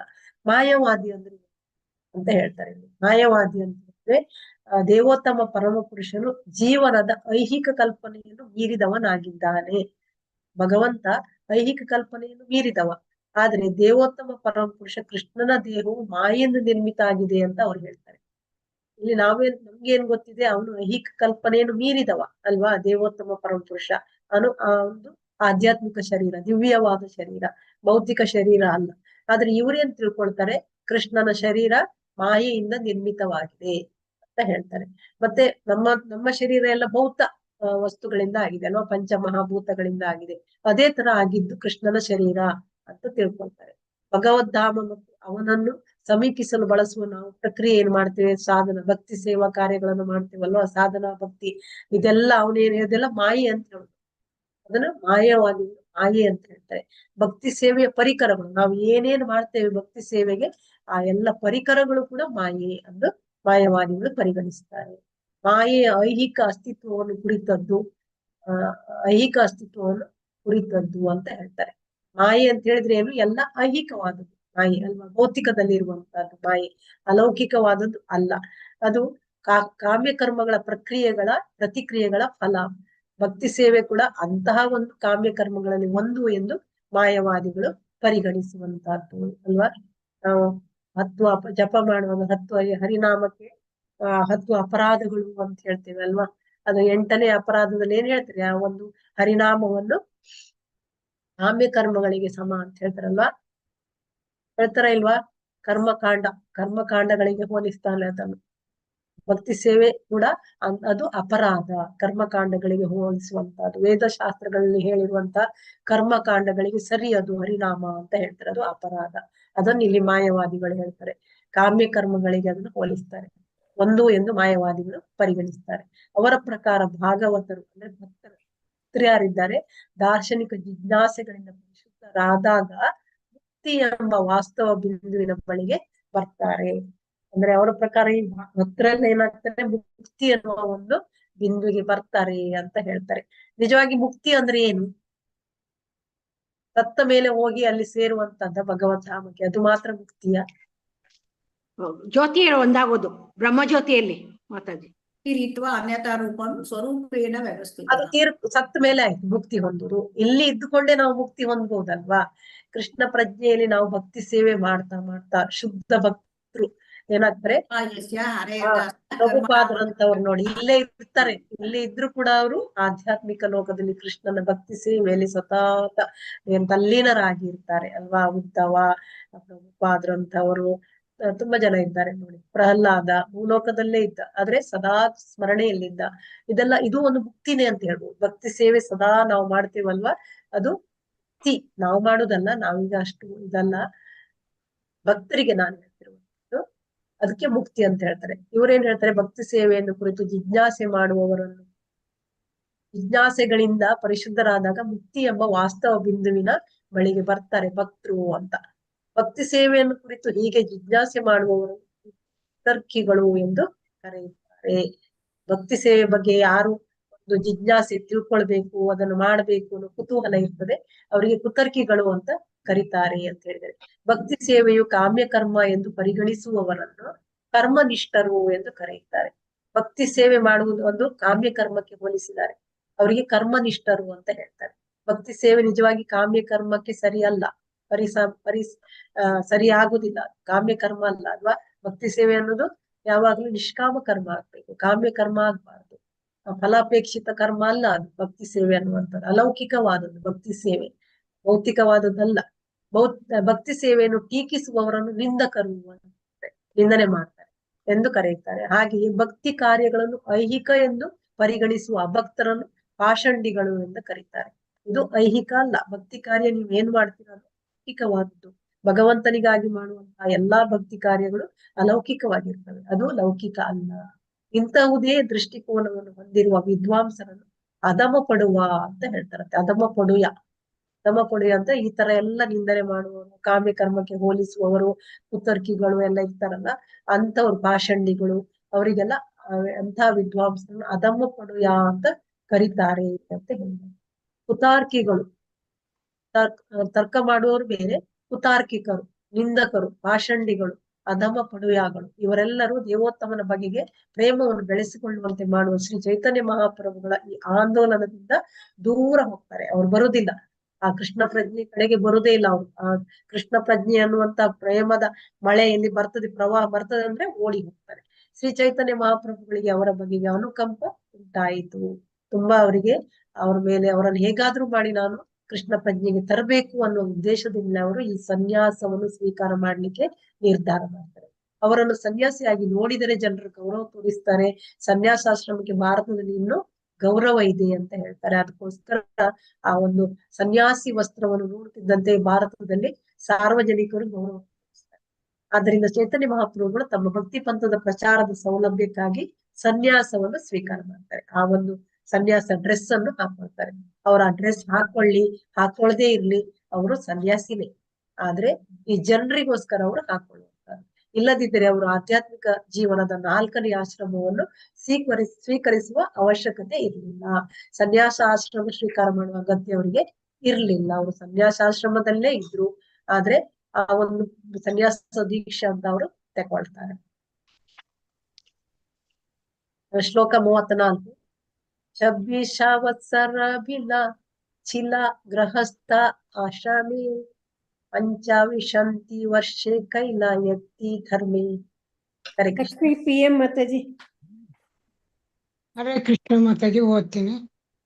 26 ವತ್ಸರ ಚಿಲ ಗೃಹಸ್ಥ ಆಶ್ರಮೇ 25 ವರ್ಷೆ ಕೈಲಾಯತಿ ಧರ್ಮೇ. 24 ವರ್ಷಗಳು ಚಿಲ ಅವರು ಉಳಿದವರು, ಗೃಹಸ್ಥ ಜೀವನದಲ್ಲಿ, ಆಶ್ರಮದಲ್ಲಿ ಪಂಚ 5 ವಿಂಶತಿ 20 ವರ್ಷದಲ್ಲಿ ಕೈಲ ಮಾಡಿದರು. ಯತಿ ಧರ್ಮೆ ಸನ್ಯಾಸ ಆಶ್ರಮವನ್ನು ಸ್ವೀಕರಿಸಿದರು. ಅನುವಾದ: ಶ್ರೀ ಚೈತನ್ಯ ಮಹಾಪ್ರಭುಗಳು 24 ವರ್ಷಗಳ ಕಾಲ ಗೃಹಸ್ಥಾಶ್ರಮದಲ್ಲಿ ಉಳಿದರು. 25ನೆಯ ವರ್ಷದ ಕೊನೆಯಲ್ಲಿ ಅವರು ಸನ್ಯಾಸಾಶ್ರಮವನ್ನು ಸ್ವೀಕರಿಸಿದರು. ಭಾವಾರ್ಥ: ಆಧ್ಯಾತ್ಮಿಕ ಜೀವನದಲ್ಲಿ ಬ್ರಹ್ಮಚರ್ಯ, ಗೃಹಸ್ಥ, ವಾನಪ್ರಸ್ಥ ಮತ್ತು ಸನ್ಯಾಸ ಎಂಬ 4 ಆಶ್ರಮಗಳಿವೆ. ಈ ಆಶ್ರಮಗಳಲ್ಲಿ ಪ್ರತಿಯೊಂದರಲ್ಲೂ 4 ವಿಭಾಗಗಳಿವೆ. ಬ್ರಹ್ಮಚರ್ಯ ಆಶ್ರಮದ ವಿಭಾಗಗಳೆಂದರೆ ಸಾವಿತ್ರ, ಪ್ರಾಜಾಪತ್ಯ, ಬ್ರಾಹ್ಮ ಮತ್ತು ಬೃಹತ್. ವಾರ್ತ ವೃತ್ತಿನಿರತರು, ಸಂಚಯ ಸಂಗ್ರಹಿಸುವವರು, ಶಾಲೀನ ಯಾರಿಂದಲೂ ಏನನ್ನೂ ಕೇಳದವರು ಮತ್ತು ಶಿಲೋಚನ ಭತ್ತದ ಗದ್ದೆಯಿಂದ ಕಾಳುವನ್ನು ಆರಿಸುವವರು. ಈ 4 ವಿಭಾಗಗಳು ಗೃಹಸ್ಥಾಶ್ರಮಕ್ಕೆ ಸಂಬಂಧಿಸಿದವು. ಹಾಗೆಯೇ ವಾನಪ್ರಸ್ಥಾಶ್ರಮದ ವಿಭಾಗಗಳು ವೈಖಾನಸ, ಬಾಲಿಕಿಲ್ಯ, ಔಡುಂಬರ ಮತ್ತು ಪೇಣಪ. ಸನ್ಯಾಸಾಶ್ರಮದ ವಿಭಾಗಗಳು ಕುಟೀಚಕ, ಬಹುದಕ, ಹಂಸ ಮತ್ತು ನಿಷ್ಕ್ರಿಯ. ಶ್ರೀಮದ್ ಭಾಗವತದಲ್ಲಿ 1.13.26-27 ಹೇಳಿದಂತೆ 2 ಬಗೆಯ ಸನ್ಯಾಸಿಗಳಿದ್ದಾರೆ. ಅವರನ್ನು ಧೀರರು ಮತ್ತು ನರೋತ್ತಮರು ಎಂದು ಕರೆಯುತ್ತಾರೆ. 1432ನೆಯ ಶಕಾಬ್ದದ ಕ್ರಿಸ್ತಶಕ 1510 ಜನವರಿ ತಿಂಗಳ ಕೊನೆಯ ಭಾಗದಲ್ಲಿ ಶ್ರೀಕೃಷ್ಣ ಮಹಾಪ್ರಭುಗಳು ಶಂಕರ ಸಂಪ್ರದಾಯಕ್ಕೆ ಸೇರಿದ ಕೇಶವ ಭಾರತಿಯವರಿಂದ ಸನ್ಯಾಸ ಆಶ್ರಮವನ್ನು ಸ್ವೀಕರಿಸಿದರು. ಧನ್ಯವಾದ ಮಾತಾಜಿ. ಹರೇ ಕೃಷ್ಣ. ಧನ್ಯವಾದಗಳು. ಹರೇ ಕೃಷ್ಣ. ಇಲ್ಲಿ ನಮ್ಗೆ ಆಶ್ರಮಗಳ ಬಗ್ಗೆ ಎಲ್ಲ ಚಂದ ಹೇಳಿದ್ದಾರೆ. ಶ್ರೀ ಚೈತನ್ಯ ಮಹಾಪ್ರಭು 24 ವರ್ಷಗಳ ಕಾಲ ಗೃಹಸ್ಥಾಶ್ರಮದಲ್ಲಿ ಉಳಿದರು ಅಂತ ಹೇಳ್ತಾರೆ. ಸಣ್ಣ ವಯಸ್ಸಲ್ಲಿ ಅವರು ಗೃಹಸ್ಥಾಶ್ರಮ ಬಿಟ್ಟು ಸನ್ಯಾಸಕ್ಕೆ ಬರ್ತಾರೆ. 25ನೇ ವರ್ಷದ ಕೊನೆಯಲ್ಲಿ ಅವರು ಸನ್ಯಾಸಾಶ್ರಮವನ್ನು ಸ್ವೀಕಾರ ಮಾಡ್ತಾರೆ. ಆಗಷ್ಟೇ ಮದುವೆ ಆಗಿರ್ತಾರೆ ಅವರು. ಅವರ ಹೆಂಡತಿ ಅವರನ್ನು ಬಿಟ್ಟು, ಅವರು ತಾಯಿ ಮತ್ತೆ ಹೆಂಡತಿಯನ್ನು ಬಿಟ್ಟು ಸನ್ಯಾಸಾಶ್ರಮ ಸ್ವೀಕಾರ ಮಾಡ್ತಾರೆ ಚಿಕ್ಕ ಪ್ರಾಯದಲ್ಲಿ, 25ನೇ ವರ್ಷದಲ್ಲಿ. ಆಧ್ಯಾತ್ಮಿಕ ಜೀವನದಲ್ಲಿ ಬ್ರಹ್ಮಚರ್ಯ, ಗೃಹಸ್ಥ, ವಾನಪ್ರಸ್ಥ ಮತ್ತು ಸನ್ಯಾಸ ಎಂಬ 4 ಆಶ್ರಮಗಳಿವೆ. ಈ 4 ಆಶ್ರಮಗಳಲ್ಲಿ ಪ್ರತಿಯೊಂದರಲ್ಲೂ 4 ವಿಭಾಗಗಳಿವೆ ಅಂತ ನಾವು ಹೇಳ್ತೇವೆ. ನಮ್ಗೆ ಇದೆಲ್ಲ ಗೊತ್ತಿರ್ಲಿಲ್ಲ, ನಾವು ತಿಳ್ಕೊಂಡಿರ್ಲಿಲ್ಲ. ಈಗ ಎಲ್ಲ ಒಂದೊಂದೇ ಇಲ್ಲಿ ಬರ್ತಾ ಇದೆ. ಬ್ರಹ್ಮಚರ್ಯ ಆಶ್ರಮ ವಿಭಾಗಗಳೆಂದರೆ ಸಾವಿತ್ರ್ಯ, ಪ್ರಜಾಪತ್ಯ, ಬ್ರಾಹ್ಮ ಮತ್ತು ಬೃಹತ್ ಅಂತ ಹೇಳ್ತಾರೆ. ಇದ್ರ ವಿವರಣೆ ನನಗೆ ಗೊತ್ತಿಲ್ಲ, ಗೊತ್ತಿದ್ದವ್ರು ಯಾರಾದ್ರೂ ಹೇಳ್ಬೋದು. 4 ನಾನು ಕೇಳಿಲ್ಲ ಇದು ಇಷ್ಟರವರೆಗೆ. ಈ 4 ಮಲ್ಲಿಕಾ ಮಾತಾಜಿಗೆ ಏನಾದ್ರು ಗೊತ್ತಿದ್ರೆ ಹೇಳಿ, ಅಥವಾ ಯಾರಾದ್ರೂ ಗೀತಾ ಮೋಹನ್, ರೀನಾ ಮಾತಾಜಿ ಎಲ್ಲ ಗೊತ್ತಿದ್ರೆ ಹೇಳಿ. ಸಾವಿತ್ರ್ಯ, ಪ್ರಾಜಾಪತ್ಯ, ಬ್ರಾಹ್ಮ, ಬೃಹತ್ ಅಂತ ಹೇಳಿ. ಮತ್ತೆ ಆಮೇಲೆ ಗೃಹಸ್ಥರಲ್ಲಿ ವಾರ್ತಾನಿರತರು, ಮತ್ತೆ ಸಂಚಯ ಅಂತ ಹೇಳಿದ್ರೆ ಸಂಗ್ರಹಿಸುವವರು. ಅಂದ್ರೆ ಗೃಹಸ್ಥರಲ್ಲಿ ಎಲ್ಲರಲ್ಲಿ ಗೃಹಸ್ಥರಿರ್ತಾರೆ, ಬ್ರಾಹ್ಮಣರಲ್ಲಿ ಕೂಡ ಗೃಹಸ್ಥರಿರ್ತಾರೆ ಅಲ್ವಾ. ಆಮೇಲೆ ಗೃಹಸ್ಥರು ಅಂದ್ರೆ ಅವರು ವೃತ್ತಿ ನಿರತರು. ಅಂದ್ರೆ ನಾವೀಗ ಗೃಹಸ್ಥಾಶ್ರಮದಲ್ಲಿ ಇದ್ರೆ ನಮಗೆ ಅಂತ ಒಂದು ಕರ್ತವ್ಯ ಇರ್ತದೆ ಅಲ್ವಾ. ಆ ಕರ್ತವ್ಯವನ್ನು ನಾವು ಕೃಷ್ಣ ಪ್ರಜ್ಞೆಯಲ್ಲಿ ಮಾಡುವುದು. ಇಲ್ಲಿ ವರ್ಣಾಶ್ರಮ ಧರ್ಮಕ್ಕೆ ಬಂದ್ರೆ ಅಂದ್ರ ಮೇಲೆ ಅವರು ಕೃಷ್ಣ ಪ್ರಜ್ಞೆಯಲ್ಲೇ ಕಾರ್ಯಗಳನ್ನು ಮಾಡುವಂತದ್ದು. ಇಲ್ಲಿ ಬ್ರಹ್ಮಚರ್ಯದ 4 ವಿಭಾಗ ಹೇಳ್ತೇನೆ. ಸವಿತ್ರ ಅವರು ಸ್ವಲ್ಪ ಸಮಯದವರೆಗೆ ಮಾತ್ರ ಬ್ರಹ್ಮಚಾರಿಗಳಾಗಿರ್ತಾರಂತೆ, ಅಷ್ಟೇ, ತುಂಬಾ ಕಡಿಮೆ ಸಮಯ. ಸೊ ಅದಾದ್ಮೇಲೆ ಅವರು ಈ ಉಪನಯನ ಕಾರ್ಯ ಆದ್ಮೇಲೆ ಸ್ವಲ್ಪ ಸಮಯದವರೆಗೆ ಮಾತ್ರ ಅವರು ಬ್ರಹ್ಮಚರ್ಯ ಪಾಲನೆ ಮಾಡ್ತಾರೆ. ಆಮೇಲೆ ಬಿಟ್ಟು ಬಿಡ್ತಾರೆ ಬ್ರಹ್ಮಚರ್ಯ. ಅದೇ ಅವರಿಗೆ ಸವಿತ್ರ ಹೇಳ್ತಾರೆ. ಪ್ರಾಜಾಪತ್ಯ ಅಂತಂದ್ರೆ ಅಟ್ಲೀಸ್ಟ್ 1 ವರ್ಷ ಮಾಡಿರ್ತಾರೆ. ಈ ಸವಿತ್ರ ಹೇಳಿದ್ರು ಕೆಲವೇ ದಿವಸಗಳು ಮಾತ್ರ ಅವರು ಏನ್ ಮಾಡ್ತಾರೆ, ಬ್ರಹ್ಮಚರ್ಯ ಪಾಲನೆ ಮಾಡ್ತಾರೆ. ಪ್ರಾಜಾಪತ್ಯ 1 ವರ್ಷ ಬ್ರಹ್ಮಚರ್ಯ ಪಾಲನೆ ಮಾಡಿರ್ತಾರೆ, ಆಮೇಲೆ ಅವರು ಬ್ರಹ್ಮಚರ್ಯ ಇಲ್ಲ. ಸೊ ಈ ಬ್ರಾಹ್ಮ ಅಂತಂದ್ರೆ ಅವರು ಬಹಳ ಕಾಲ ಅವರು ಈ ಬ್ರಹ್ಮಚರ್ಯ ಪಾಲನೆ ಮಾಡ್ತಾರೆ. ಅಂದ್ರೆ ತಮ್ಮ ಒಂದು ದೀಕ್ಷಾ ಕಾಲದಿಂದ ಹಿಡಿದು, ದೀಕ್ಷಾ ಅಂದ್ರೆ ಅವರಿಗೆ ಇದಾಗಿರ್ತಾರಲ್ಲ ಉಪನಯನ ಸಂಸ್ಕಾರ, ಸೊ ಅಲ್ಲಿಂದ ಹಿಡಿದು ಆಮೇಲೆ ಅವರ ಎಲ್ಲ ವೇದ ಜ್ಞಾನ ಎಲ್ಲ ಕಲಿತು ಆಗಲ್ಲಿವರೆಗೂ ಅವರು ಬ್ರಹ್ಮಚರ್ಯ. ಆಮೇಲೆ ಇಲ್ಲಿ ಬೃಹತ್ ಅಂತಂದ್ರೆ ನೈಷ್ಠಿಕ ಬ್ರಹ್ಮಚಾರಿ, ಅಂದ್ರೆ ಜೀವಮಾನ ಇಟ್ಟಡಿ ಅವರು ಬ್ರಹ್ಮಚರ್ಯವನ್ನ ಪಾಲನೆ ಮಾಡ್ತಾರೆ. ಈಗ ಅದು ಅರ್ಥ ಆಯ್ತಲ್ವಾ. ಸವಿತ್ರ ಅಂದ್ರೆ ಕೆಲವು ದಿನಗಳವರೆಗೆ, ಪ್ರಾಜಾಪತ್ಯ ಅಂದ್ರೆ 1 ವರ್ಷ, ಅರ್ಥ ಆಯ್ತು ಬ್ರಹ್ಮ ಮಾತಾಜಿ. ಅಂದ್ರೆ ಈ ಎಲ್ಲ ವೇದ ಜ್ಞಾನ ಕಲಿಯುವವರೆಗೆ ಅವರಿಗೆ ಗುರುಗಳಿಂದ ಬಿಡುಗಡೆ ಆಗ್ತದಲ್ಲ 25 ವರ್ಷಕ್ಕೆ ಅಲ್ಲಿವರೆಗೆ.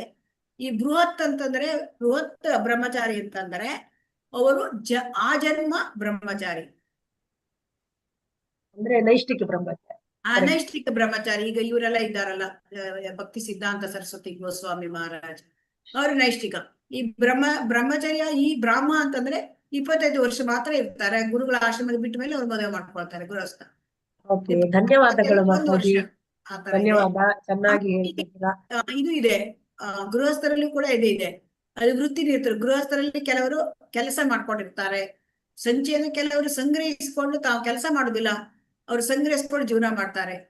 ಶಾಲಿನ ಅಂದ್ರೆ ಯಾರ ಹತ್ರ ಏನು ಕೇಳುದೇ ಇಲ್ಲ, ಅವರು ಆರತಿ ಜೀವನ ಮಾಡ್ತಾರೆ. ಅಂದ್ರೆ ಬ್ರಾಹ್ಮಣ ವರ್ಗದವರಿಗೆ ಬರ್ತದೆ ಮಾತಾಜಿ. ತ್ರಿಲೋಚನ ಏನೋ ಗೊತ್ತಾ, ಅಲ್ಲಿ ಭತ್ತದ ಗದ್ದೆಯಲ್ಲಿ ಎಲ್ಲ ಕೆಲವರು ಭತ್ತದ ಗದ್ದೆ ಮಾಡ್ಕೊಂಡಿರ್ತಾರಲ್ವಾ, ಅವರು ಕೊಯ್ದಾಗ ಏನಾಗುತ್ತೆ, ಗದ್ದೆನಲ್ಲಿ ಎಲ್ಲ ಇದು ಬಿದ್ದಿರುತ್ತೆ ಕಾಳುಗಳು, ಅದನ್ನ ಆರಿಸ್ಕೊಂಡು ಅವ್ರು ಜೀವನ ಮಾಡ್ತಾರಂತೆ ಮಾತಾಜಿ. ಮಾತಾಜಿ, ಇದೆರಡು ಬ್ರಾಹ್ಮಣ ವರ್ಗಕ್ಕೆ ಬರುದಿಲ್ವಾ? ಅಂದ್ರೆ ಏನು ಕೇಳುದಿಲ್ಲ, ಅವ್ರು ಯಾರ ಹತ್ರನು ಕೇಳುದಿಲ್ಲ. ಮತ್ತೆ ಭತ್ತದ ಗದ್ದೆ ಕಾಳೆಲ್ಲ ತಕೊಂಡು ಹೋದ ಮೇಲೆ ಬಿದ್ದದನ್ನು ಹೆಕ್ಕಿ ತರುವಂತದ್ದು ಅವರು ಬ್ರಾಹ್ಮಣ ಇದಕ್ಕೆ ಗೃಹಸ್ಥರಿಗೆ ಬರ್ತದೆ ಇದೆಲ್ಲ ಅಲ್ವಾ? ಬ್ರಾಹ್ಮಣರಿಗೆ ಬರ್ತಾರೆ, ಯಾಕಂದ್ರೆ ಅವ್ರು ಏನನ್ನು ಮಾತಾಜಿ ಹೇಳಿ ಆಯ್ತಾ. ಈ ತರ ನಿಮ್ದು ಇಂಟರ್ನೆಟ್ ತುಂಬಾ ಇದಿದೆ. ಗೃಹಸ್ಥಾಶ್ರಮಕ್ಕೆ ಸಂಬಂಧಿಸಿದ್ದು ಇದು 4. ಹಾಗೆ ವಾನಪ್ರಸ್ಥಾಶ್ರಮದ ವಿಭಾಗಗಳು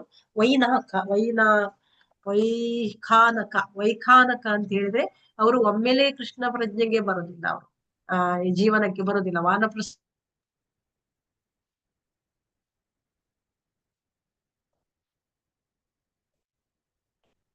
ಕೇಳ್ತಿಲ್ಲ ಮಾತಾಜಿ.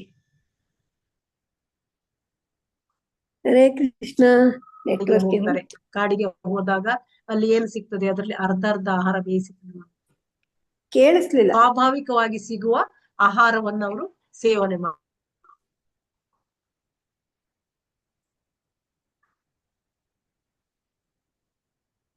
ಕೇಳಿಸ್ತಿಲ್ಲ ಮಾತಾಜಿ. ಏನು ಕೇಳಿಸೇ ಇಲ್ಲ ಮಾತಾಜಿ. ಹರೇ ಕೃಷ್ಣ. ಏನು ಕೇಳಿಸಿಲ್ಲ.